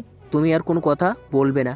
তিনি এবার আরাফের মায়ের দিকে তাকিয়ে বললেন, ধন্যবাদ আপনাকে বিয়েটা ভেঙে দেওয়ার জন্য। এমনিতেও এই বিয়েটা নিয়ে আমার মন সায় দিচ্ছিল না। যেখানে আজকে আপনি আপনাদের আসল রূপটা দেখিয়ে বিয়েটা ভেঙে দিলেন, ভালোই করেছেন, তার জন্য আবারও ধন্যবাদ। এবার আপনারা আসতে পারেন। অপমানে আরাফের মায়ের মুখ থমথমে হয়ে গেছে। তিনি আর কাউকে কিছু না বলে হাঁটা ধরলেন, সাথে আরাফও। বিয়েটা ভেঙে গেছে সেটা শুনে মুগ্ধ খুব খুশি হলেও রোদকে নিয়ে এমন বাজেভাবে কথাগুলো বলে তার গায়ে আগুন লেগেছে। এমন মনে হচ্ছে এর শোধ সে নিয়ে ছাড়বে, তা যে কোনোভাবেই। আরিয়ান এসে আরহাম চৌধুরীর কাছে গিয়ে বলল, বড় আব্বু, আপনি কেন ওদেরকে কিছু বলতে দিলেন না? ওরা রোদকে নিয়ে বাজে কথা বলেছে। শান্ত হও আরিয়ান, এরকম বাজে কথা এখন রোদকে আর আমাদেরকে সবাই সবসময় শুনতে হবে। আর তার জবাব তুমি রাগ দিয়ে দিতে পারবে না, তা দিতে হবে শান্তভাবে। এখন থেকে নিজেকে প্রস্তুত করে নাও। ওনার কথা শুনে আরিয়ান শান্ত হয়ে গেল। সত্যি তো, এখন তো এসব রোজ রোজ শুনতে হবে। এসব নিয়ে তো রাগারাগি করা যাবে না। যা করা তা শান্ত মাথায় করতে হবে। সমাজের লোকের জবাব তাদের কথার ধরন দেখেই দিতে হবে। হাসপাতালে নামাজের রুমে নামাজ আদায় করছে বাড়ির সকলেই। সবার একটাই দোয়া, রোদ যেন সুস্থ থাকে। আলিয়া জ্ঞান হারিয়েছেন। রোদেন এমন পরিণতি মেনে নিতে পারেননি। তার সাথে এখন মধু আছে, আর রোদের কেবিনের সামনে মুগ্ধ। সে সবার আগে পড়ে এসেছে নামাজ। রোদকে কেবিনে শিফট করা হয়েছে। ডাক্তারেরা তাদের সাধ্যমতো চেষ্টা করেছে রোদের চিকিৎসার জন্য। এবার বাকি আল্লাহর উপর ভরসা। মুগ্ধ মনে মনে আল্লাহকে স্মরণ করছে। আল্লাহ, আমার শ্যামলিনীকে সুস্থ করে দিন। হে পরম করুণাময়, দয়া করুন এই পাপীর উপর। আমার প্রাণটাকে আমার কাছে ফিরিয়ে দিন। আমি যে তাকে ছাড়া নিস্তব্ধ অনুভব করছি, যা আমার আগে কখনো অনুভব হয়নি। প্রথমবার এই অনুভূতির সাথে পরিচিত হয়ে যে মনটা ভীষণ পড়ছে। এই বিষাক্ত অনুভূতি যে আমাকে বড্ড পীড়া দিচ্ছে আল্লাহ। এবারের মতো এই অদমের দিকে চোখ তুলে তাকান আল্লাহ। আমি জানি আপনি আমাকে নিরাশ করবেন না। আমার আপনার প্রতি সম্পূর্ণ আস্থা আছে।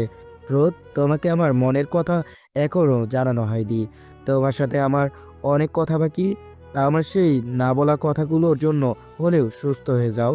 তোমাকে এখনও বলা হয়নি শ্যামলিনী, তুমি আমার জীবনে কতটা বিরাজ করছো। এই আমিতে যে তোমার বসবাস, আমার সম্পূর্ণ তেজে তোমার রাজত্ব, আমার শ্যামলিনী। একবার সুস্থ হয়ে যাও, তোমাকে আর আমার কাজ ছাড়া করবো না ডিয়ার, আমার শ্যামলিনী।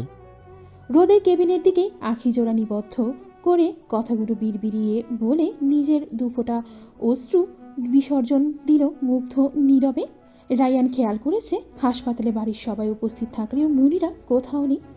এই মেয়েটা কই গেল আবার? সেই কাল বিকাল থেকে তো দেখেনি। রোদের এত বড় একটা দুর্ঘটনা হওয়ার পরও সে কেন এলো না ভেবেই রায়হান মুনিরাকে কল দিল, কিন্তু ফোন বন্ধ বলছে। রায়হান বেশ কয়েকবার কল দিয়েও পেল না।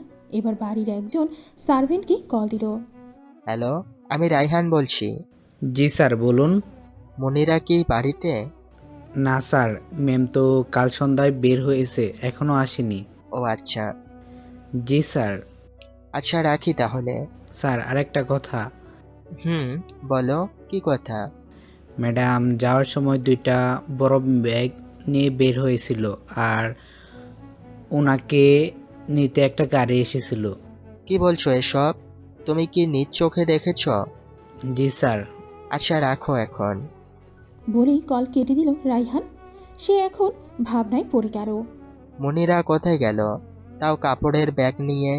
সে কি আবার বাপের বাড়ি গেল নাকি? কিন্তু আমাদের এমন বিপদে সে বাপের বাড়ি না গেলেও পারত। ভেবে একটা দীর্ঘশ্বাস ফেলল সে।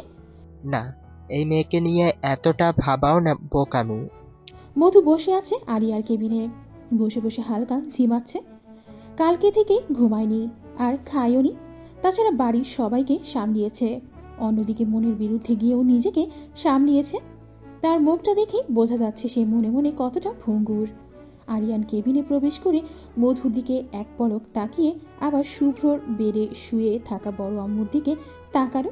তিনিও হয়তো ঘুমাচ্ছেন। আরিয়ান গিয়ে মধুর কাঁধে হাত রাখে। কাঁধে কারো স্পর্শ পেতে মধু চমকে উঠে সোজা হয়ে বসে। আরিয়ানকে সামনে দাঁড়িয়ে থাকতে দেখে প্রশ্ন করল, আপনার কি কোনো কিছু লাগবে? লাগবে। আচ্ছা, কি লাগবে বলুন, আমি এনে দিচ্ছি। তোমাকেই। মানে? মানে হলো তোমাকে লাগবে। কিন্তু কেন? খেতে। হ্যাঁ? হ্যাঁ নয়, হ্যাঁ। আপনার খিদে লাগলে খেয়ে আসুন আপনি। জি না, আমি খাবো না, আপনি খাবেন। না না, আমি এখন কিছু খাবো না। মধু, আমি কোনো কথা শুনতে চাই না। বিশ্বাস করুন, আমার খাওয়ার ইচ্ছে মোটেও নেই।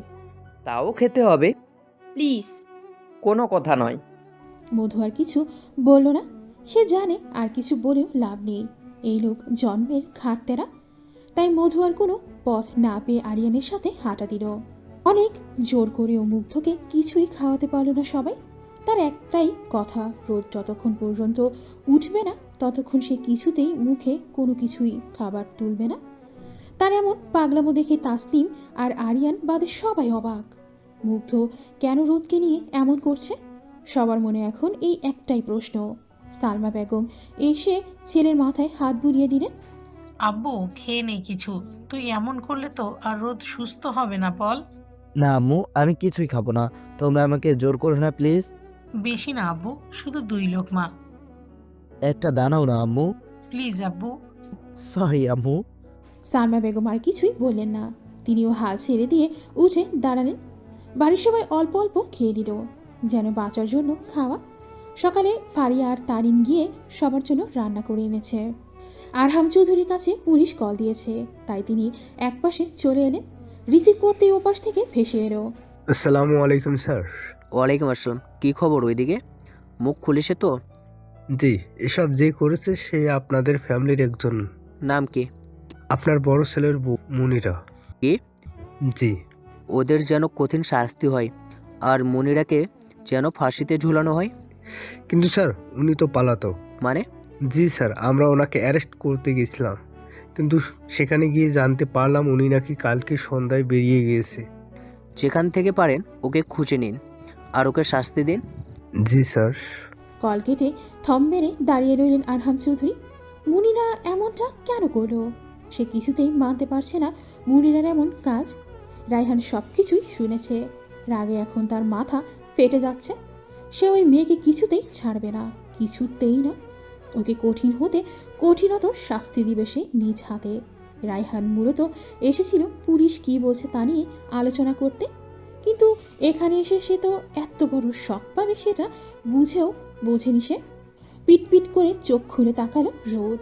মাথায় চিনচিনে ব্যথা অনুভব করছে, সাথে পুরো শরীরেও। হাতটা নাড়াতে চেয়ে বুঝতে পারল হাতে স্লাইন দেওয়া আছে। চারিদিকে একবার তাকিয়ে দেখলো চোখে তেমন কিছুই দেখছে না, সব কিছু ঝাপসা ঝাপসা লাগছে। তাই কয়েকবার চোখের পাতা ঝাপটিয়ে আবার চারিদিকে তাকালো। হ্যাঁ, এবার সব কিছু স্পষ্টভাবে দেখছে। একটা সিঙ্গেল সোফায় বসে আছে মুগ্ধ।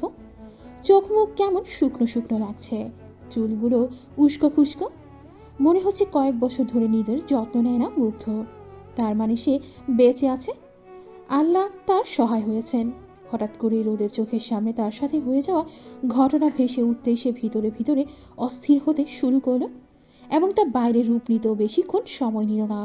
মা, আমাকে বাঁচাও, কেউ আমাকে বাঁচাও, আল্লাহ দোহাই লাগে, আমাকে ছেড়ে দাও, দয়া করো, পায়ে পড়ি তোমাদের। আমি তো তোমাদের কোনো ক্ষতি করিনি, খোদার দোহাই লাগে, আমাকে ছেড়ে দাও, আমাকে কেউ বাঁচাও। ও মা, বাঁচাও আমাকে। বাবা, বড়ব্বু, হরু ভাইয়া, কোথায় তোমরা? আমাকে বাঁচাও দয়া করে। ও মধু, তুই কোথায়? তুই অন্তত আয়, আমাকে এই নরপিশাচদের হাত থেকে বাঁচা। ও আল্লাহ, ও আল্লাহ, ও মা, ও বাবা, আমাকে কেউ সাহায্য করো। রোদের চিৎকার শুনে ধরফরিয়ে উঠে বসে মুগ্ধ। এক নাগারে বসে থাকতে থাকতে হালকা ঝিমুড়ি এসে গিয়েছিল তার চোখে। হঠাৎই রোদের চিৎকার শুনে ঘুম হওয়ার মিলিয়ে গেল। ধরফরিয়ে দাঁড়িয়ে দ্রুত রোদের কাছে গেল। দেখতে পেল রোদ কথাগুলো বলছে আর হাত পা চারিদিকে ছড়াছড়ি করছে। এদিকে রোদের হাতে স্লাইন চলছিল, বিধায় হাতে রক্ত উঠে গেল। এসব দেখে মুগ্ধ গিয়ে রোদকে শান্ত করতে চাইল, কিন্তু পারল না।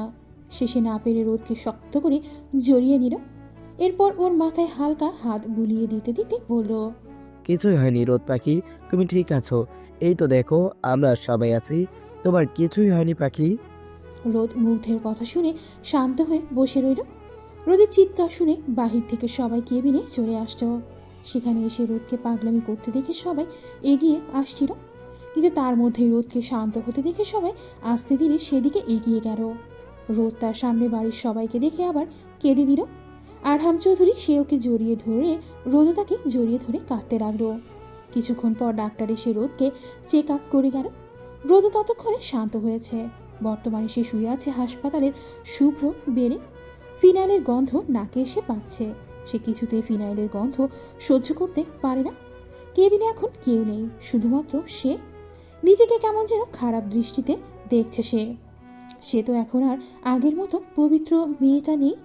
সে তো এখন একটা নষ্টা মেয়ে, ধর্ষিতা সে। আচ্ছা, সমাজ কি আমাকে মেনে নিবে? কীভাবে মেনে নিবে? যেখানে আমি নিজেই নিজেকে মেনে নিতে পারছি না, সেখানে সমাজ কিভাবে নিবে? নিশ্চয়ই আমার জন্য আমার পরিবারকে কটু কথা শুনতে হবে। নিশ্চয়ই এই সময়টার পর থেকে আমার পথ চলাটা খুব একটা সহজ হবে না। আচ্ছা, আমার নিজেকে কেন নিজের কাছে ভালো লাগছে না? কেন অসহ্য লাগছে নিজের অস্তিত্বকে? নিজের প্রতি খুব ঘৃণা হচ্ছে। মনে মনে ভাবতে লাগলো রোদ। তার ভাবনার মাঝে কেবিনে প্রবেশ করলো সাথী, সাথে তার বাপের বাড়ির লোকজন। নিশ্চয়ই রোদকে দেখতে এসেছে, কিন্তু রোদের যে তাদের সামনে থাকতে ইচ্ছে করছে না। তার পৃথিবীর সকল মানুষদের আড়ালে চলে যেতে ইচ্ছে করছে। কেমন আছো রোদ? বললেন সাথীর মা আমেনা বেগম। তার সাথে তার মুখ থেকে কথা নিয়ে সাথীর ভাবি সালেহা বললেন, কি যে বলেন আম্মা, ওর এই অবস্থা কিভাবে ভালো থাকি বলেন? ওর কি এখন নিজেকে ভালো লাগছে নাকি নিজের কাছে নিশ্চয়ই নিজে ঘৃণা করছে? যত যাই হোক, একটা ধর্ষিতা বলে কথা, তাও আবার গণধর্ষণ ভাবা যায়। আমার তো ভাবলেই গা গুলিয়ে উঠছে। ও কিভাবে থাকছে বলেন তো? সালেহার কথা শুনে সবাই তার দিকে কড়া দৃষ্টিতে তাকালো, কিন্তু তাতে যেন তার কিছুই যায় আসে না। রোদের কাছে এখন নিজেকে আরো বেশি ঘৃণা লাগছে। তার সালেহা মামি তো ভুল কিছু বলেনি, সত্যিই তো তার নিজেকে নিজের কাছে ঘৃণা লাগছে। সে যে নষ্টা মেয়ে, এটা সে এখন প্রত্যেকটা মানুষ তার দিকে আঙুল তাক করে বলবে। বৌমা চুপ করো, এসব তুমি কি বলছো? আমেনা বেগম বলে উঠলেন। তার কথা শুনে সালেহা বেগম মুখ ভেঙচি দিয়ে বলল, আমি কি মিথ্যাটা বললাম বলেন তো আম্মা? যেটা ঠিক সেটাই তো বললাম বলেন। রোদকে কি লোকে নষ্ট মেয়ে না বলে ভালো মেয়ে বলবে নাকি বলেন? ভাবি, তুমি আর কোনো কথা বলবে না। আমি কিন্তু তোমার সাথে খারাপ ব্যবহার করতে বাধ্য হব। রোদকে কেন নষ্ট মেয়ে বলবে? সে কি নিজ ইচ্ছেই নিজেকে বিলিয়ে দিয়েছিল নাকি? দেখো সাথী, তোমরা প্রতিবাদ করলে তো আর সত্যিটা মিথ্যা হয়ে যাবে না বলো? অনেক বলছো ভাবি, আর একটা। আর কিছু বলতে পারল না সাথী। তার আগে রোদ চিল্লিয়ে বলে উঠল, থামো তোমরা, আমি এসব নিতে পারছি না। চলে যাও সবাই এখান থেকে। আমি খারাপ মেয়ে, আমি নষ্ট মেয়ে, আমার সাথে কথা বলতে এসো না। রোদের কথা শুনে আর কেউ কিছু বলল না, সবাই চুপ হয়ে গেল। কিন্তু থম মেরে রইলেন না সারেয়া। এত নেকামি করে কি লাভ? যত সব নেকামি। বলেই তিনি বেরিয়ে গেলেন। সাথে একবার তার যাওয়ার দিকে তাকিয়ে আবার অসহায় মুখ করে রোদের দিকে তাকালেন। মেয়েটা নিশ্চল হয়ে তাকিয়ে রয়েছে তার দিকে। কর্ণফুলী নদীর ধারে একটা লাশ পাওয়া গিয়েছে। লাশটাকে নৃশংসভাবে খুন করা হয়েছে। পোস্টমর্টমের পর জানা গিয়েছে খুন হওয়ার আগে লাশটাকে রেপ করা হয়েছে এবং লাশটার ব্যাপারে খোঁজখবর নিয়ে জানা গিয়েছে তিনি তানজিন শিকদারের একমাত্র মেয়ে এবং আরহাম চৌধুরীর বড় পুত্রবধূ মুনিয়া তাহুরা শিকদার। গোপন সূত্রে জানা গিয়েছে তিনি নাকি মৃত ফাইয়াজ চৌধুরী ও নওশিন চৌধুরীর একমাত্র মেয়ে সুব্রতা চৌধুরী রোদকে গণধর্ষণ করার নির্দেশ দিয়েছিলেন কিছু পাতি গুন্ডাকে এবং সেই গুন্ডাগুলো তার কাজটা করেও দেয়। তবে তারা সুব্রতা চৌধুরী রোদকে গণধর্ষণ করতে পারলেও পারেনি নিজেদেরকে বাঁচাতে। বর্তমানে তারা পুলিশের অধীনে। মূলত তাদের মুখ থেকেই পুলিশ জানতে পেরেছেন মুনিয়া তাহুরা শিকদারের করা অপকর্মের কথা। কিন্তু কিন্তু কিন্তু কি এমন হলো যে সেই মুনিয়া তাহুরা শিকদার নিজেই গণধর্ষণের শিকার হয়েছেন এবং এমন নৃশংসভাবে খুন হয়েছেন? এই খুনের ব্যাপারে পুলিশ তদন্ত চালিয়ে যাচ্ছেন, তবে এখনো কোনো ক্লু পায়নি। এতটুকু শুনেই রোদ টিভিটা বন্ধ করে দিল। এটা কি শুনছে সে? তার সাথে হয়ে যাওয়া ঘটনাটা মুনিয়া করেছে, তাও প্ল্যান মাফি। রোদ এখন বুঝতে পারছে কেন সেদিন মুনিরা তাকে একা এবং মাগরিবের পর যেতে বলেছিল। বোকার রোদ কিনা কিছুই বুঝলো না। বুঝতে পারেনি বললে ভুল হবে, বুঝেছিল তো। মনের গহীন থেকে কে যেন বারবার বারণ করেছিল রোদকে, কিন্তু রোদ শোনেনি। বোকার রোদ মুনিরাকে বিশ্বাস করে চলে গিয়েছিল নিজের জীবন নিজেই ধ্বংস করতে। হসপিটালের বেডে পড়ে রয়েছে আজকে প্রায় 10 দিন হতে চলল। সেদিনে সাথীর ভাবির করা সেই ঘটনার পর থেকে আর কোনো আত্মীয় স্বজনকে রোদের সাথে দেখা করতে দেয়নি বাড়ির লোকেরা। সেদিন সালেহার কথাগুলো শুনে রোদের অবস্থা খুবই খারাপ হয়ে গিয়েছিল। অতঃপর ডাক্তার এসে রোদকে নিয়ন্ত্রণে আনতে সক্ষম হয়েছিলেন। সেদিনই ডাক্তার বলে দিয়েছেন রোদকে যেন এদের সমস্যা বর্তমানে ফেস না করতে হয় সেই ব্যবস্থা করতে। এরপর আর কি, সেই থেকে রোদের সাথে বাইরের কেউ আর দেখা করতে পারে না, শুধুমাত্র বাড়ির লোকেরা এসে দেখা করে যায়। এসবের মধ্যে রোদ একটা জিনিস দেখেই অবাক হয় বেশি, তার প্রতি মুগ্ধের ব্যবহার। ছেলেটা তার অতিরিক্ত খেয়াল রাখে, কোনটাতে তার ভালো কোনটাতে তার মন্দ সবকিছুই যেন লোকটার কাছে স্বচ্ছ জলের মতো পরিষ্কার।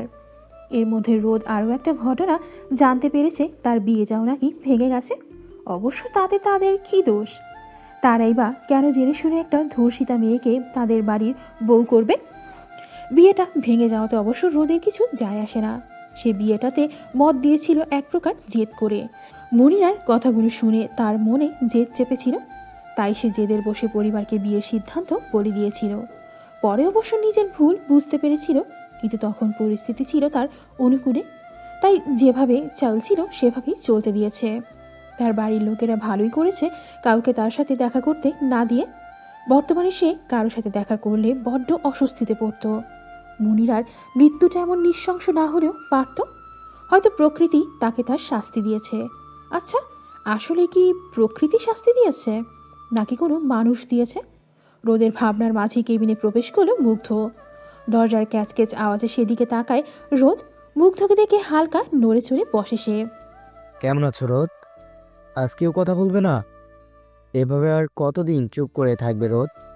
তুমি কেন বুঝতে চাইছো না তোমার এই আচরণের জন্য তোমার বাড়ির লোকেরা কত কষ্ট পাচ্ছে রোদ?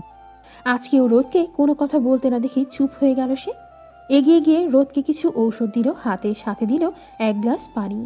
রোদ সেগুলো হাতে নিয়ে খেয়ে নিল। খবর দেখেছো? মনিরার শাস্তি কেমন লেগেছে? কি হলো সেটা তো অন্তত বলো। মনিরার শাস্তি দেখে তোমার কেমন লেগেছে?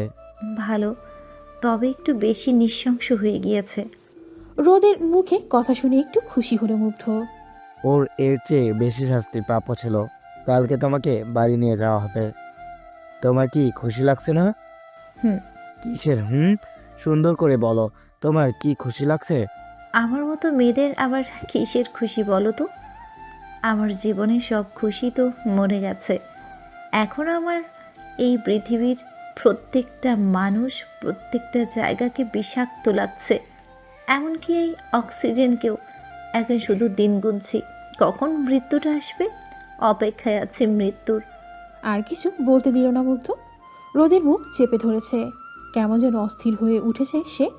রোদ কেন বলবে মৃত্যুর কথা? চুপ করো রোদ পাখি। তুমি যদি আর একবার এই মুখ নিয়ে মৃত্যুর কথা উচ্চারণ করো তাহলে কসম করে বলছি আমি খারাপ কিছু ঘটিয়ে ফেলবো। বলেই জোরে জোরে নিঃশ্বাস ফেললো মুগ্ধ। কিছুক্ষণ থেকে আবার বলতে শুরু করলো, আজ থেকে তোমার খুশির কারণ হওয়ার দায়িত্ব আমি নিলাম শ্যামলিনী। রোদ কিছুই বুঝতে পারছে না। সে তো শুধু হাঁ করে তাকিয়ে আছে মুগ্ধের দিকে। এসব সে কি বলছে? রোদের মুখের অবস্থা দেখে মুগ্ধ খানিকটা ঠোঁট প্রসারিত করে বলল, রোদ পাখি, তোমার এই ছোট্ট মাথায় এসব ঢুকবে না। তুমি এসব চিন্তা মাথা থেকে বাদ দিয়ে ঘুমিয়ে পড়ো লক্ষ্মী মেয়ের মতো। মধু রান্নাঘরে কাজ করছে, সাথে আছে তারিন আর ফারিয়া। বর্তমানে রান্নাঘরের সকল দায়িত্ব তারা তিন বউ নিজেদের কাঁধে নিয়ে নিয়েছে। তাদের শাশুড়িদেরকে এখন রান্নাঘর থেকে ছুটি দিয়েছে। মধু তরকারি কাটাকুটি করছিল, এর মধ্যে আরিয়ানের ঢাক ভেসে আসলো। মধু, মধু, এই মধু, তাড়াতাড়ি এইদিকে আসো তো একটু। আরিয়ানকে ডাকতে দেখে তারিন খোঁচা দিয়ে বলল, মধু দ্রুত যাও, তোমার বর যে তোমাকে চোখে হারাচ্ছে। তারিনের কথা শুনে লজ্জা পেল মধু। লোকটা আজকাল কেমন জানি হয়ে গিয়েছে। তার এমন আচরণে সবাই তাকে নিয়ে মজা করে। এর মধ্যেই ভেসে এলো ফারিয়ার কণ্ঠ, ঠিক বলছে ভাবি, আমাদের দেবর মহাশয় তো এখন মধু ছাড়া আর কিছুই বোঝে না। অতপর দুজনে মিলেই জোরে জোরে হাসতে লাগলো। মধু তাদের এমন কথা শুনে আর দাঁড়িয়ে থাকতে পারল না, দৌড়ে বেরিয়ে গেল রান্নাঘর থেকে।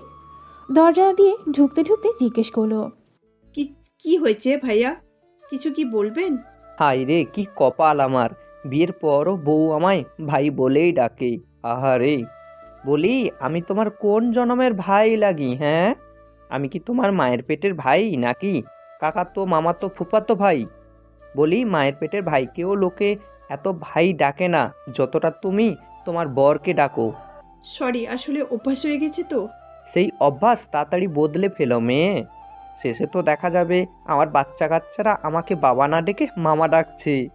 আরিয়ানের কথা শুনে ফিক করে হেসে দিল মধু। মধুকে হাসতে দেখে আরিয়ান নিজেও হাসলো কিছুটা। ওহ, ভালো কথা। আমাকে হাসপাতালে নিয়ে যাবেন কখন? আজকে কেন যেতে হবে হসপিটালে?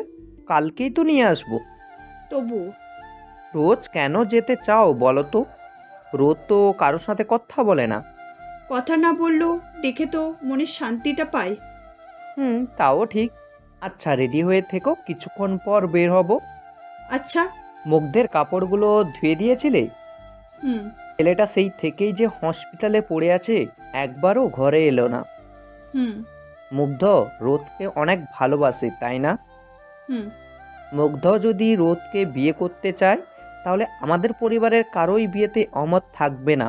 কিন্তু মুগ্ধের পরিবার? আমলা আন্টি নিজেই রাজি আছেন। কি বলো? তাহলে তো হলোই। তাই আমার কিন্তু চিন্তা হচ্ছে। কি নিয়ে?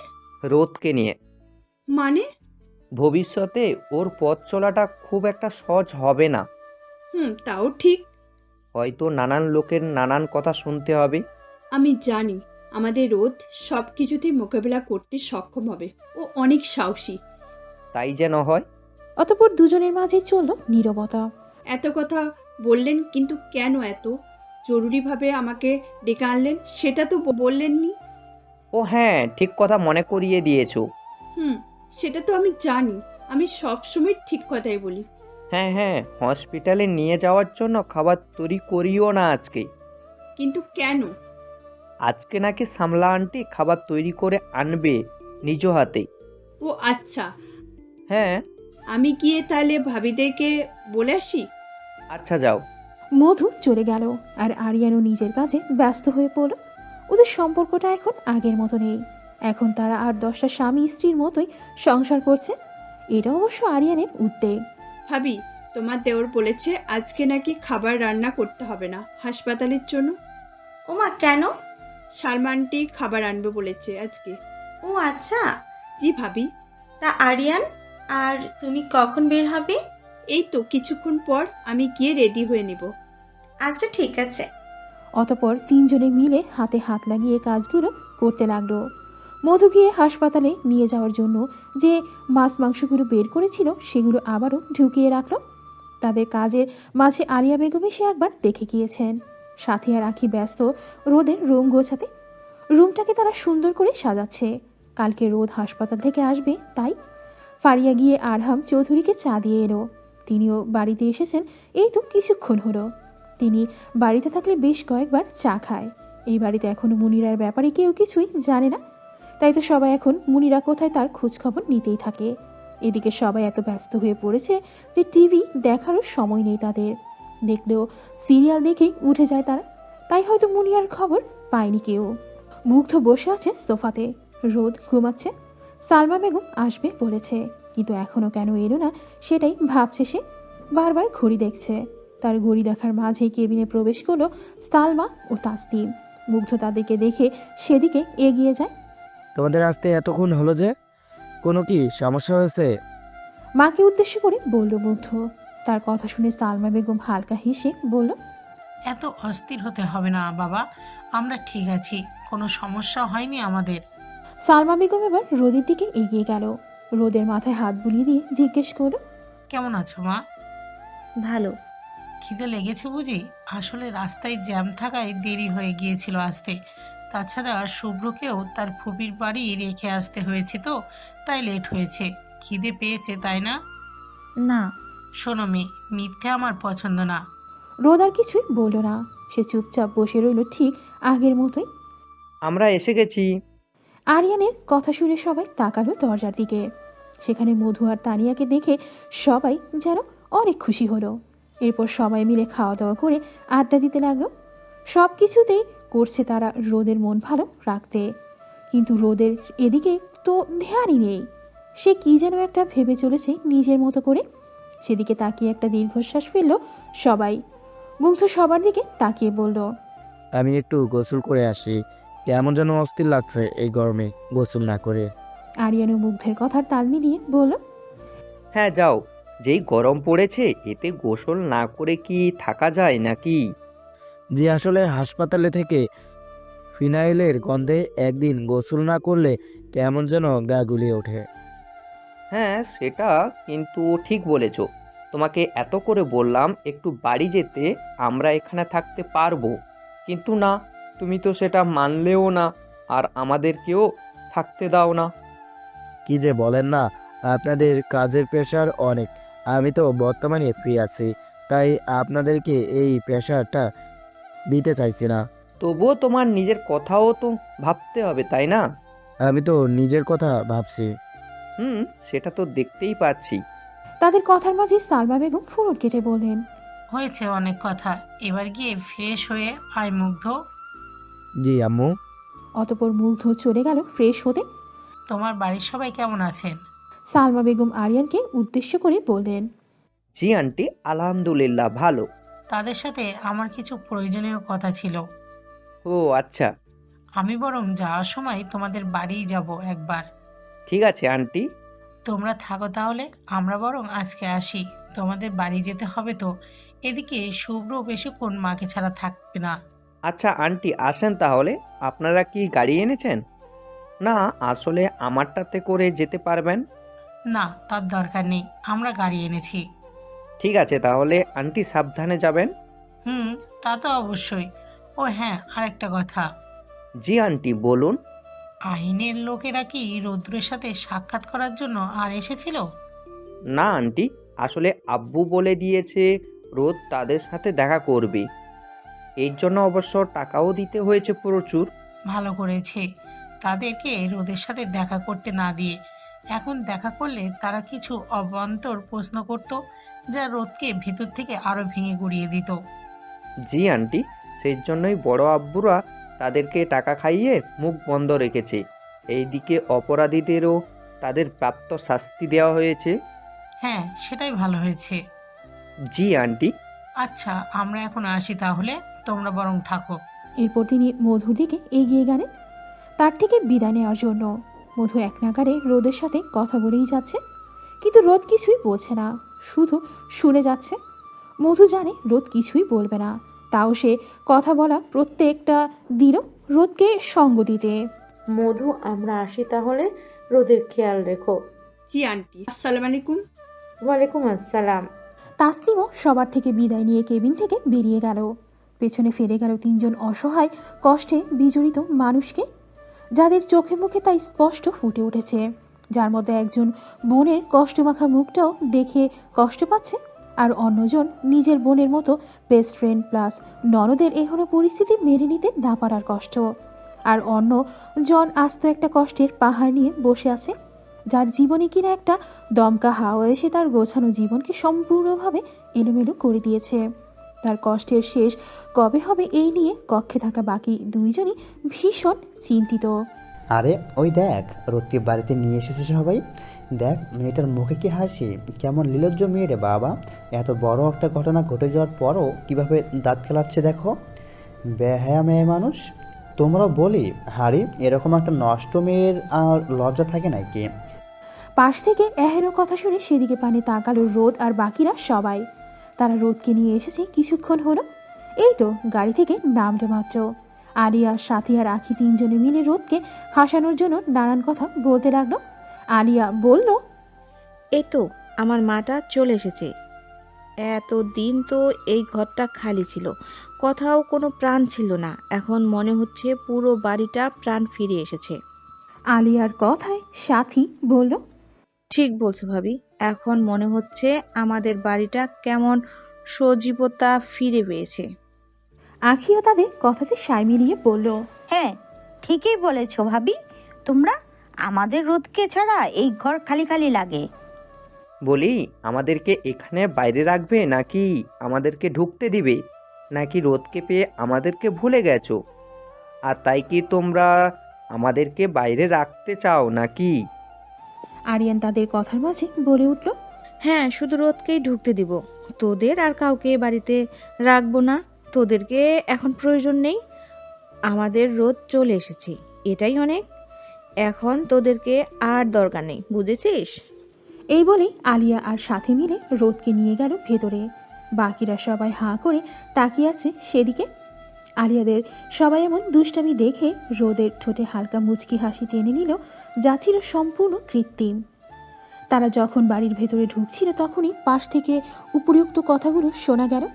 তাদের এমন কথা শুনে সবাই সেদিকে তাকালো। আপনাদের জন্য কি একজন মানুষ সুস্থভাবে চলতে পারবে না নাকি? নষ্টা মেয়ে কাকে বললেন? কি নিজের ইচ্ছেতে গিয়ে নিজেকে বিলিয়ে দিয়েছে নাকি বলেন? ওকে যে নির্লজ্জ বলছেন, তা সেটা কিসের ভিত্তিতে বলছেন বলুন তো? একটা মেয়ে ধর্ষিতা হলে কি সে আসলেই নির্লজ্জ হয়ে যায়? তা এই নিয়ম আপনাদের কে শিখিয়েছে, নাকি আপনারা বানিয়েছেন এই নিয়ম? সবার মধ্য থেকে বলে উঠল মধু। তার কথা শুনে মহিলাগুলো যেন তেলে বেগুনে জ্বলে উঠল।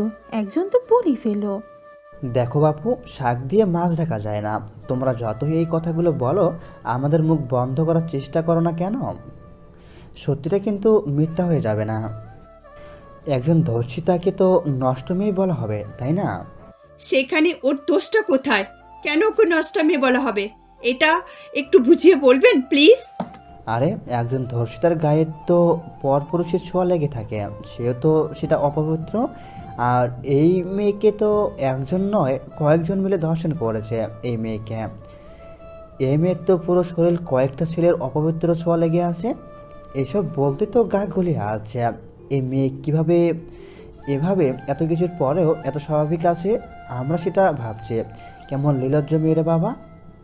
কেন কাকিমা, আমার স্বাভাবিক থাকাটা দোষের নাকি? তাছাড়া আপনাদের গা গুলাচ্ছে কেন? পুরুষগুলো কি আপনাদেরকে কিছু করেছে নাকি? আরেকটা কথা, আমি কি পতিতালয়ে গিয়ে নিজেকে বিক্রি করেছিলাম নাকি, যে আমি নষ্টামি হব? নাকি আমি নিজ থেকে গিয়ে একটা ছেলেকে আমার শরীর বিলিয়ে দিয়ে এসেছি? যদি সেরকম হতো তাহলে আমাকে যদি নষ্টা মেয়ে বলতেন তখন আমি নির্দ্বিধায় মেনে নিতাম। আমি এমনটা করিনি, তাই আপনার কথাটা মেনে নিতে পারলাম না কাকিমা। সেদিক থেকে হিসাব করলে আপনার মেয়েকে বলা যায় নষ্টা মেয়ে, যে কিনা বিয়ের আগে নিজের বয়ফ্রেন্ডের কাছে গিয়ে শরীর বিলিয়ে দেয়। আপনার বলা কথাগুলো আগে আমাকে না বলে নিজের মেয়েকে বলেন, তাহলেই হয়তো ভালো হবে। নিজের ঘর সামলান দয়া করে। আগে আপনার মেয়েকে বলে আসেন প্লিজ, তারপর আমাকে বলবেন। আমি অন্তত আপনার মেয়ের মতো শরীর বিলিয়ে দেইনি। আর হ্যাঁ, আমাকে দেখে যদি আপনাদের ভালো না লাগে তাহলে আপনারা আমার দিকে তাকায়েন না। যদি আপনাদের গা গোলায় ঘৃণা লাগে তাহলে আপনারা আমার দিকে দেখবেন না, তাতেই তো হলো। আমি তো আর আপনাদেরকে তাকাতে বলি নাই, বলেন। এখন আপনি কি করবেন সেটা সম্পূর্ণ আপনার ব্যাপার, এতে আমার কিচ্ছু করার নেই। তবে আর যদি আমাকে নিয়ে বাজে কথা বলেন তাহলে আমি কাউকে ছাড় দিয়ে কথা বলবো না, এই আমি বলে দিলাম। এক নিঃশ্বাসে মহিলাগুলোর মুখের ওপরই কথাগুলো বলে বাড়ির ভেতরে চলে গেল রোদ। রোদের এ কথা শুনে মহিলাটা চুপ হয়ে গেলেন। তিনি আর কিছুই না বলে সেখান থেকে চলে গেলেন। বাকি মহিলারাও মুখ ঝামটি মেরে যার যার কাজে সে চলে গেলেন। রোদকে প্রতিবাদ করতে দেখে বাড়ির সবাই অনেক খুশি হয়েছে। সাথী তো বলেই ফেলল, আমি তো বলছিলাম আমাদের রোদ এতটা নরম মনের নয়, সে অনেক সাহসী। তার কথার উত্তর সালমা বেগম বলেন, হ্যাঁ তাই তো দেখছি। অতঃপর তারাও সবাই মিলে একসাথে বাড়িতে ঢুকে গেল। রুমের দরজা বন্ধ করে বসে আছে রোদ। সময়টা এখন প্রায় বিকেল হতে চলল। সেই সকালে হাসপাতাল থেকে এসে দরজা বন্ধ করেছে, সে এখনো খোলেনি। বাড়ির সবাই এসে ডেকে গেছে। প্রতিবারই একটাই কথা বলেছে সবাইকে, আমার টায়ার্ড লাগছে, আমি এখন একটু রেস্ট নেব, আমাকে কেউ বিরক্ত করো না। ব্যাস, এই কথার পর আর কে কি বলবে? সবাই ফিরে গিয়েছে। রোদ বসে আছে ব্যালকনিতে। দৃষ্টি তার গোধূলি লাল আভায় ভরপুর আকাশটাতে। সূর্যটাকে আস্ত রক্তে রঞ্জিত কোনো গোলক মনে হচ্ছে। সেদিকে তাকিয়ে থাকলে ভালো লাগছে রোদের। আর মনে মনে ভাবছে, আচ্ছা, সবার মতে কি আমার নিজেকে নিজের প্রতি ঘৃণা করা উচিত? সবাই বারবার একটা কথাই কেন বলছে যে আমাকে নিজের প্রতি নিজেরই ঘৃণা হওয়া উচিত? শুধুমাত্র কয়েকটা দুপায়ের কুকুরের জন্য কেন আমি নিজেকে ঘৃণা করব? আমি তো জেনে শুনে কোনো ঘৃণিত কাজ করিনি। পরক্ষণেই রোদ নিজেকে নিজে শাসিয়ে বলল, রোদ, নিজেকে শক্ত কর। তোর এই সময়ে বাহিরের লোকের কথা ভাবলে চলবে না। তাদের কথায় কান না দিয়ে ফ্যামিলির লোকদের দিকে একবার তাকা। তোকে ভেঙে পড়তে দেখে তারা কেউ ভালো নেই। যে মানুষগুলো তোর সুখের জন্য সব কিছু করতে পারে, তুই কেন সেই মানুষগুলোর জন্য নিজেকে ভালো রাখতে পারবি না? না রোদ, তোকে শক্ত হতেই হবে, তোকে ভালো থাকতে হবে, তোকে আবার আগের মতো হাসি খুশি থাকতে হবে, অন্তত এই মানুষগুলোর জন্য। বলে উঠে দাঁড়ায় রোদ। চোখ মুছে ওয়াশরুমে চলে যায়। ফ্রেশ হয়ে এসে কাপড় বদলে নেয়। অতঃপর চুলে একটা বেনুনি করে আয়নায় নিজেকে ভালো করে পরখ করে নেয়। সব শেষ করে একটা বড় করে শ্বাস নিয়ে দরজা খুলে বাহিরে চলে যায়। ডাইনিংয়ের কাছে গিয়ে একটা চেয়ার টেনে বসে পড়ল। তাকে এভাবে দেখে সেখানে উপস্থিত থাকা সবাই তার দিকে হাঁ করে তাকিয়ে আছে। রোদ এবার হাঁক ছেড়ে বলল, বড় মো, খিদে পেয়েছে প্রচুর, কিছু খেতে দাও তাড়াতাড়ি। রোদের এমন চিৎকার করে কথা বলা শুনে বাকিরাও দ্রুত নিজেদের রুম থেকে ডাইনিংয়ের কাছে চলে আসে। রোদ সবাইকে এমন স্ট্যাচু হয়ে দাঁড়িয়ে থাকতে দেখে মুখ টিপে হাসে। সে ঢের বুঝতে পারছে তারা রোদের এহেন ব্যবহার আশা করেনি, তাই এখন এসব দেখে শকড হয়ে গেছে সবাই। কি হলো, ভাত কি দিবে না নাকি? বললাম খিদে পেয়েছে। এবার সবার টনক নড়ল। সবাই একসাথে রোদের জন্য খাবার আনতে ছুটে গেল। রোদ সবাইকে অস্থির হতে দেখে বলল, যে কোনো একজন আনো, আর বড় আম্মু খাইয়ে দাও। মধু গিয়ে খাবার নিয়ে এলো। আলিয়াও চোখ মুছে রোদকে খাইয়ে দিতে লাগলো। সবার চোখে পানি, মুখে হাসি। রোদকে স্বাভাবিক হতে দেখে সবাই অনেক বেশি খুশি হয়েছে, তা তাদের মুখ দেখেই বোঝা যাচ্ছে। খাওয়া দাওয়া শেষে রোদ সবার সাথে সেই আগের মতোই হাসি খুশিভাবে সময়টা কাটাতে লাগলো। মুগ্ধ হাসপাতাল থেকে এসে গোসল করে ঘুমিয়েছিল, এখনও ওঠেনি। আলিয়া সবাইকে বারণ করে দিয়েছে কেউ যেন তাকে না ডাকে। ছেলেটা রোদকে নিয়ে এক নাগারে হাসপাতালে থেকে গিয়েছিল, তার উপর দিয়ে অনেক ঝড় গিয়েছে। রোদকে নিয়ে প্রচুর কষ্ট করেছে। অনেক দিন পর বাড়িতে ঘুমাচ্ছে, তাই কাউকে ডাকতে বারণ করে।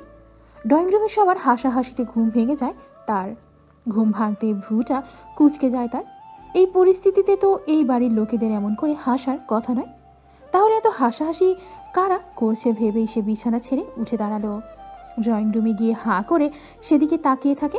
সে যেন নিজের চোখকে বিশ্বাস করতে পারছে না। এ কি দেখছে সে? রোদ লাবিব আর রামিম এর সাথে বালিশ ছোড়াছুড়ি করছে আর খিলখিলিয়ে হাসছে। গত কয়েকদিন রোদকে এভাবে হাসতে না দেখে মুগ্ধ তো ধরেই নিয়েছিল রোদ হয়তো এত তাড়াতাড়ি স্বাভাবিক হবে না, তার হয়তো সময় লাগবে। কিন্তু এ কি, সে এই কোন রোদকে দেখছে? রোদের এমন পরিবর্তন দেখে মনটা শান্ত হয়ে যায় মুগ্ধের। এতদিন অস্থিরতা কাজ করছিল রোদ কখন স্বাভাবিক হবে এই নিয়ে। এখন ওকে হাসতে দেখে মনে মনে শান্তি অনুভব করছে। বাড়ির সবার মুখ দেখে মনে হচ্ছে রোদকে স্বাভাবিক হতে দেখে এখানে সবাই ভীষণ খুশি। মুগ্ধ আবার রুমের দিকে হাঁটা দিল। একেবারেই ফ্রেশ হয়ে বের হবে, বাড়িতে চলে যেতে হবে। আর কতদিন এভাবে বাড়ি ছাড়া থাকবে? এতদিন হাসপাতালে ছিল তাই কোনো সমস্যা ছিল না, কিন্তু এখন তো বাড়িতে, তাই সে আর এখানে থাকতে চায় না। মনে কেমন দ্বিধা হচ্ছে থাকতে। সময়টা প্রায় রাত 12টা। বাড়ির সবাই হয়তো ঘুমাচ্ছে। রোদ ছাদের রেলিং ধরে দাঁড়িয়ে আছে, এক মনে কি যেন ভেবে চলেছে।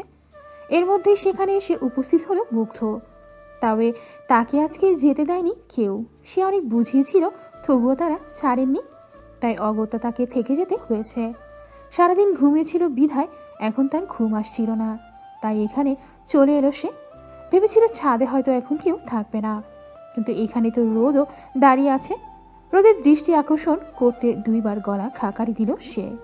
রোদ গলা খাকারির শব্দ পেয়ে সেদিক পানে তাকায়। মুগ্ধকে দেখে হালকা মুচকি হাসে। মুগ্ধ তাকে একটা ফিরতি মুচকি হাসি দেয়। হাসির পর্ব শেষ করে রোদ বলে, ঘুমাইনি। না, সারাদিন ঘুমিয়েছি, তাই এখন ঘুম আসছে না। ও আচ্ছা। তুমি এত রাতে এখানে যে? আমি এমনিতেই ঘুম আসছিল না, তাই ভাবলাম ছাদ থেকে একটু ঘুরে আসি, এতে ভালো লাগবে। হ্যাঁ, এইখানে এসে ভালোই লাগছে। থ্যাঙ্কস। হঠাৎ করে থ্যাঙ্কস শুনে রোদের দিকে প্রশ্নসূচক দৃষ্টিতে তাকায় মুগ্ধ। প্রশ্ন করে বসল, কেন? এই যে আমার বিপদে আমার পাশে থাকার জন্য, আমাকে সাহস জোগানোর জন্য, আমাকে সঙ্গ দেওয়ার জন্য। আমি এসব থ্যাঙ্কসের জন্য করিনি। জানি, তবুও দিতে ইচ্ছে হলো। ও, আপনি পাশে না থাকলে হয়তো আমার এত কিছু করা হতো না, আর নিজেকেও স্বাভাবিক করতে পারতাম না। আমি তো সবসময় তোমার পাশে থাকতে চাই। বিড়বিড়িয়ে বলল মুগ্ধ। রোদ বুঝতে না পেরে বলল, কি বললেন বুঝিনি। না, তেমন কিছু না।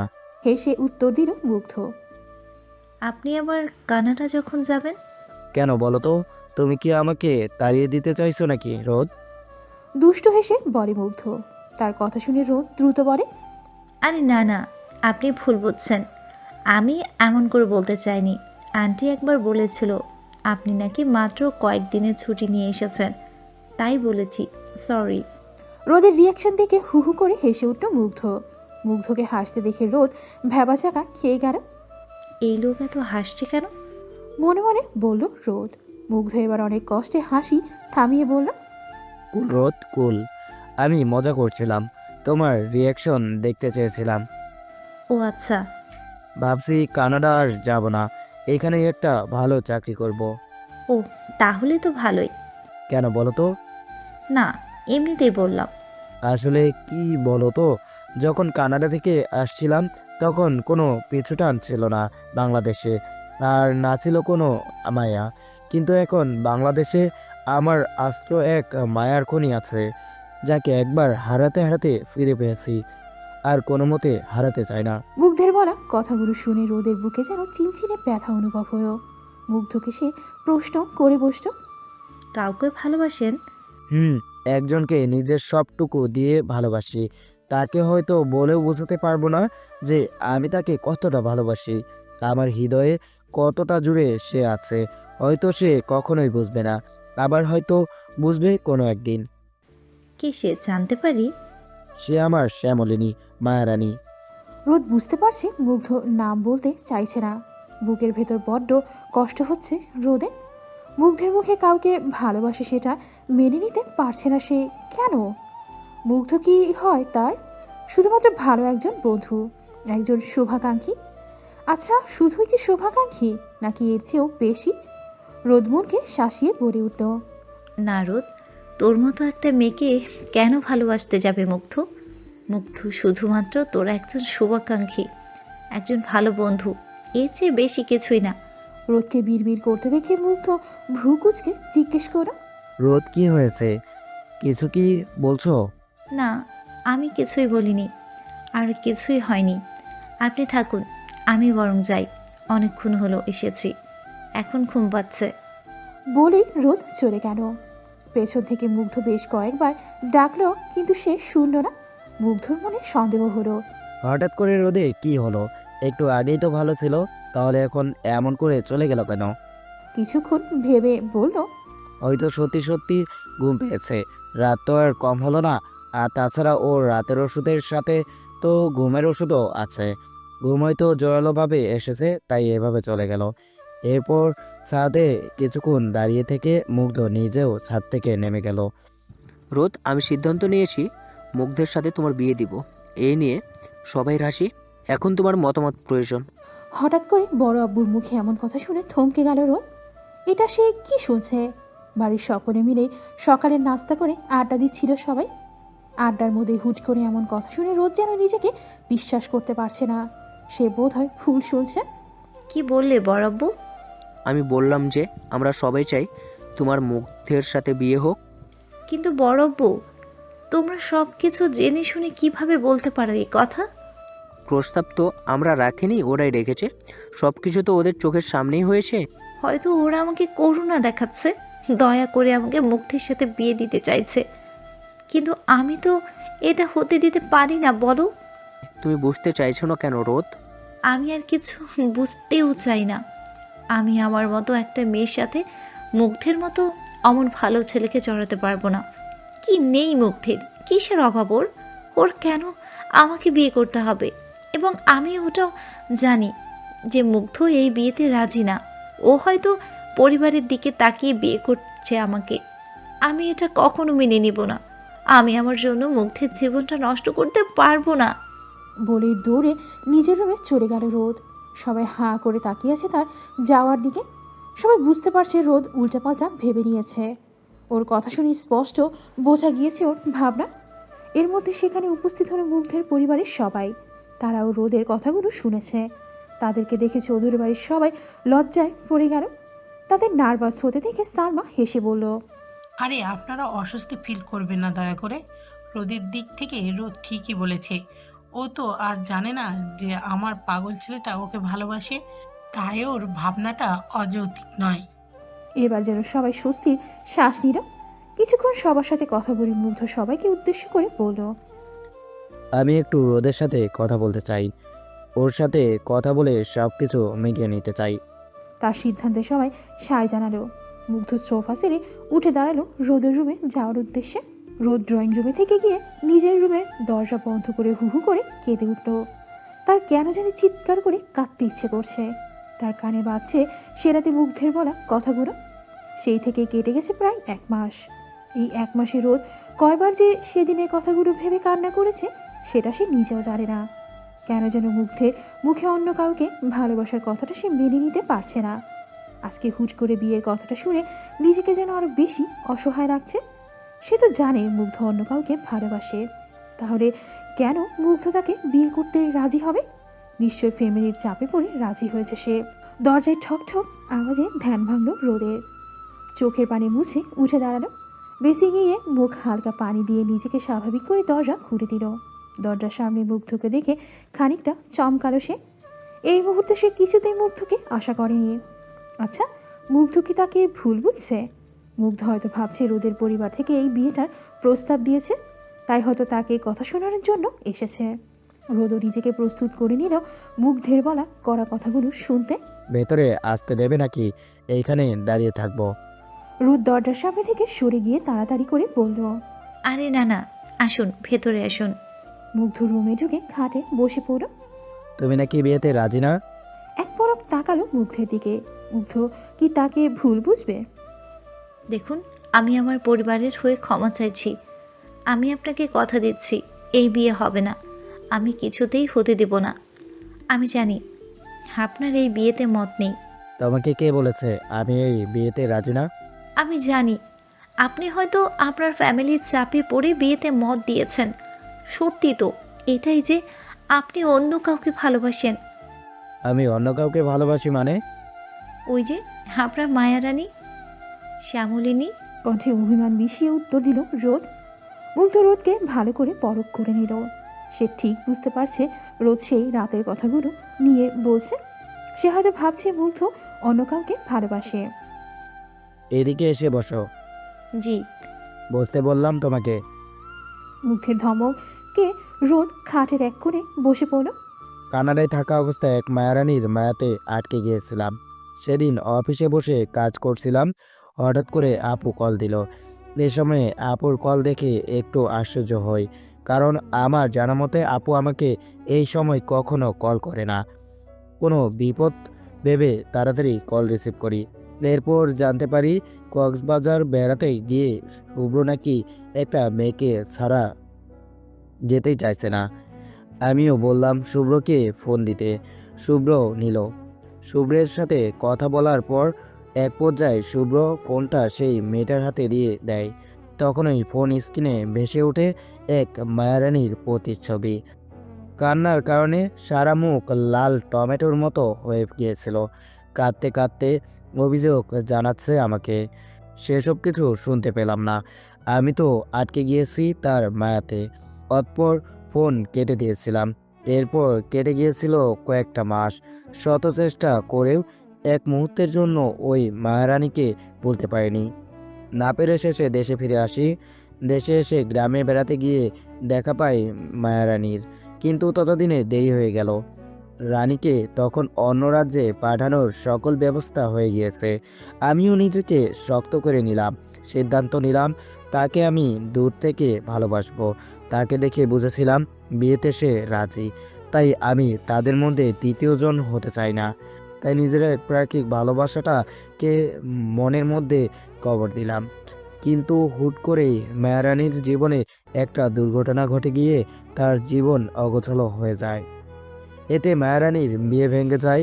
আমি আবার এক চান্স পাই মায়ারানীকে ফিরে পাওয়ার, এবং আমি সুযোগটা হাতছাড়া করি না। সময় সুযোগ বুঝে বিয়ের প্রস্তাব দিই মায়ারানীর বাড়িতে, এবং আমার প্রস্তাবে সবাই রাজি, শুধুমাত্র মায়ারানী ছাড়া। এখন আমার কি করা প্রয়োজন তুমি বলো। রোদ যেন শূন্যে ভাসছে। এসব সে কি শুনছে? মুগ্ধের কথাগুলো শুনে বোঝা যাচ্ছে তার মায়া রানীটা আর কেউ নয়, রোদ নিজেই। এতটা ভালোবাসে মুগ্ধ তাকে, কিন্তু সে তো তার যোগ্য নয়। কিন্তু আপনার মায়ারানী তো আপনার যোগ্য নয়। সে তো অপবিত্র। তার কোনো যোগ্যতা নেই আপনার পাশে দাঁড়ানোর। সে তো একজন ধর্ষিতা, একজন আর কথা বলতে পারল না রোদ। তার আগেই মুগ্ধ তার মুখ চেপে ধরে। ভুলেও এই কথা মুখ থেকে বের করবে না রোদ। আমার রানী সবসময় পবিত্র। কয়েকটা দুই পায়ের কুকুর তাকে ছুঁয়ে দিলে সে অপবিত্র হয়ে যাবে না। আমার রানী আমার কাছে আমার মায়ের পরে সবচেয়ে পবিত্র নারী, বুঝেছ? এতটা কেন ভালোবাসেন? এত কিছু জানি না, আমি শুধু জানি আমার তাকে প্রয়োজন। ভালোবাসি তাকে, আমি ভীষণ ভীষণ ভালোবাসি। এখন বলো, আমার মায়ারানীর সিদ্ধান্ত কি আগের মতোই আছে নাকি বদলেছে? বদলেছে। বলেই মাথা নিচু করে ফেলল রোদ। মুগ্ধের মুখেও হাসি ফুটে উঠল বিজয়ের এক হাসি। চৌধুরী বাড়িতে বিয়ের ধুম পড়েছে। বাড়িতে সবাই ব্যস্ত হাতে কাজ করে চলেছে।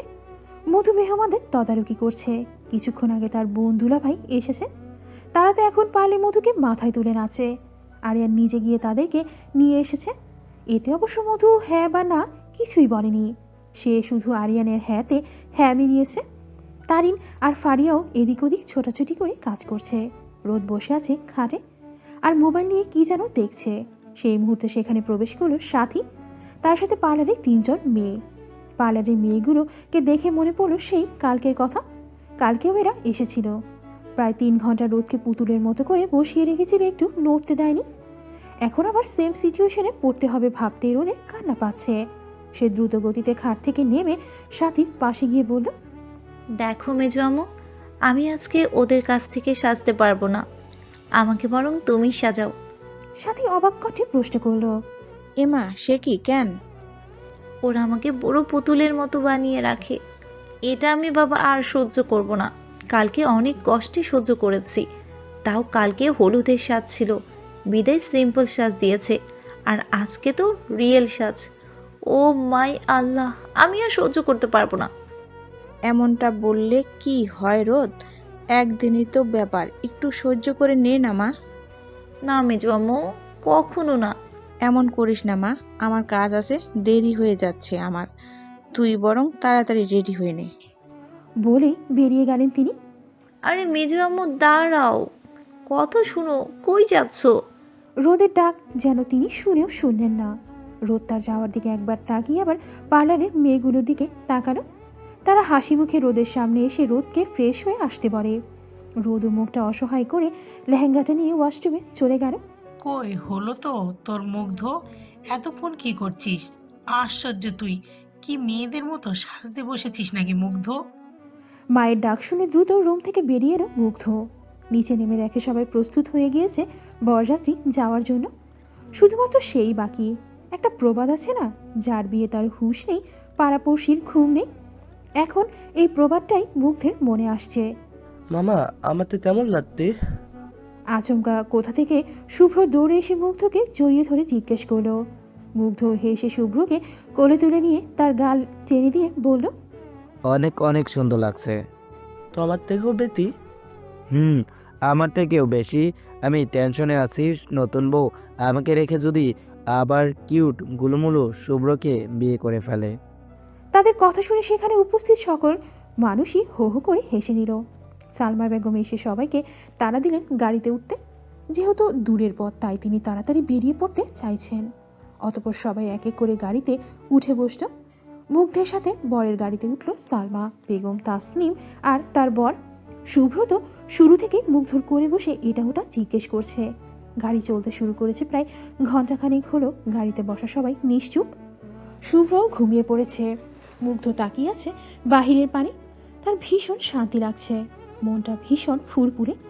অবশেষে অনেক বাধা পেরিয়ে তার ভালোবাসার মানুষটাকে নিজের করে পেতে চলেছে সে। আমি আসছি শ্যামলিনী, তোমাকে নিজের করে নিতে আসছি। আর কয়েকটা প্রহরের অপেক্ষা মাত্র, তারপর আমরা দুজনে পবিত্র এক সম্পর্কে বাধা পড়ব। আমাদের একসাথে পথ চলা যেন সুদীর্ঘ ও সুমিষ্ট হয়। বধূ বেশে বসে আছে রোদ। এক এক করে বাড়ির সবাই এসে তাকে দেখে যাচ্ছে। সেই মুহূর্তে নিচ থেকে হট্টগোল শোনা গেল, বর এসেছে বলে। রুমে থাকা সবাই দৌড়ে চলে গেল নিচে। এখন বর্তমানে রোদ বসে আছে একা। তখনই রুমে প্রবেশ করলো রাইহান। তাকে দেখে উঠে দাঁড়াতে চাইল রোদ, কিন্তু সে উঠতে দিল না। এসে রোদকে বসিয়ে দিয়ে নিজেও বসে পড়ল রোদের পাশে। কিছুক্ষণ কিছু না বলে ঠিক একভাবেই বসে রইল। অতঃপর মুখ খুলল, ধর্ষণ করানোটা কি খুব জরুরি ছিল রোদ? ধর্ষণটা ওর জন্য তেমন কিছুই না ভাইয়া, ওনার কাছে তো এইসব ডাল ভাত। যে যে এই বাড়ি থেকে বেরিয়ে তার 7-7টা বন্ধুর সাথে ছিল, তাদের সবার সাথে তার সম্পর্কটা অত্যন্ত গভীর। তোমাকে নিশ্চয়ই খোলাখুলিভাবে বুঝিয়ে বলতে হবে না। তাছাড়া ওকে ধর্ষণ করায়নি, না আমি খুন করিয়েছি। সব কিছু করেছে ওর ওই সেই বন্ধুগুলোই।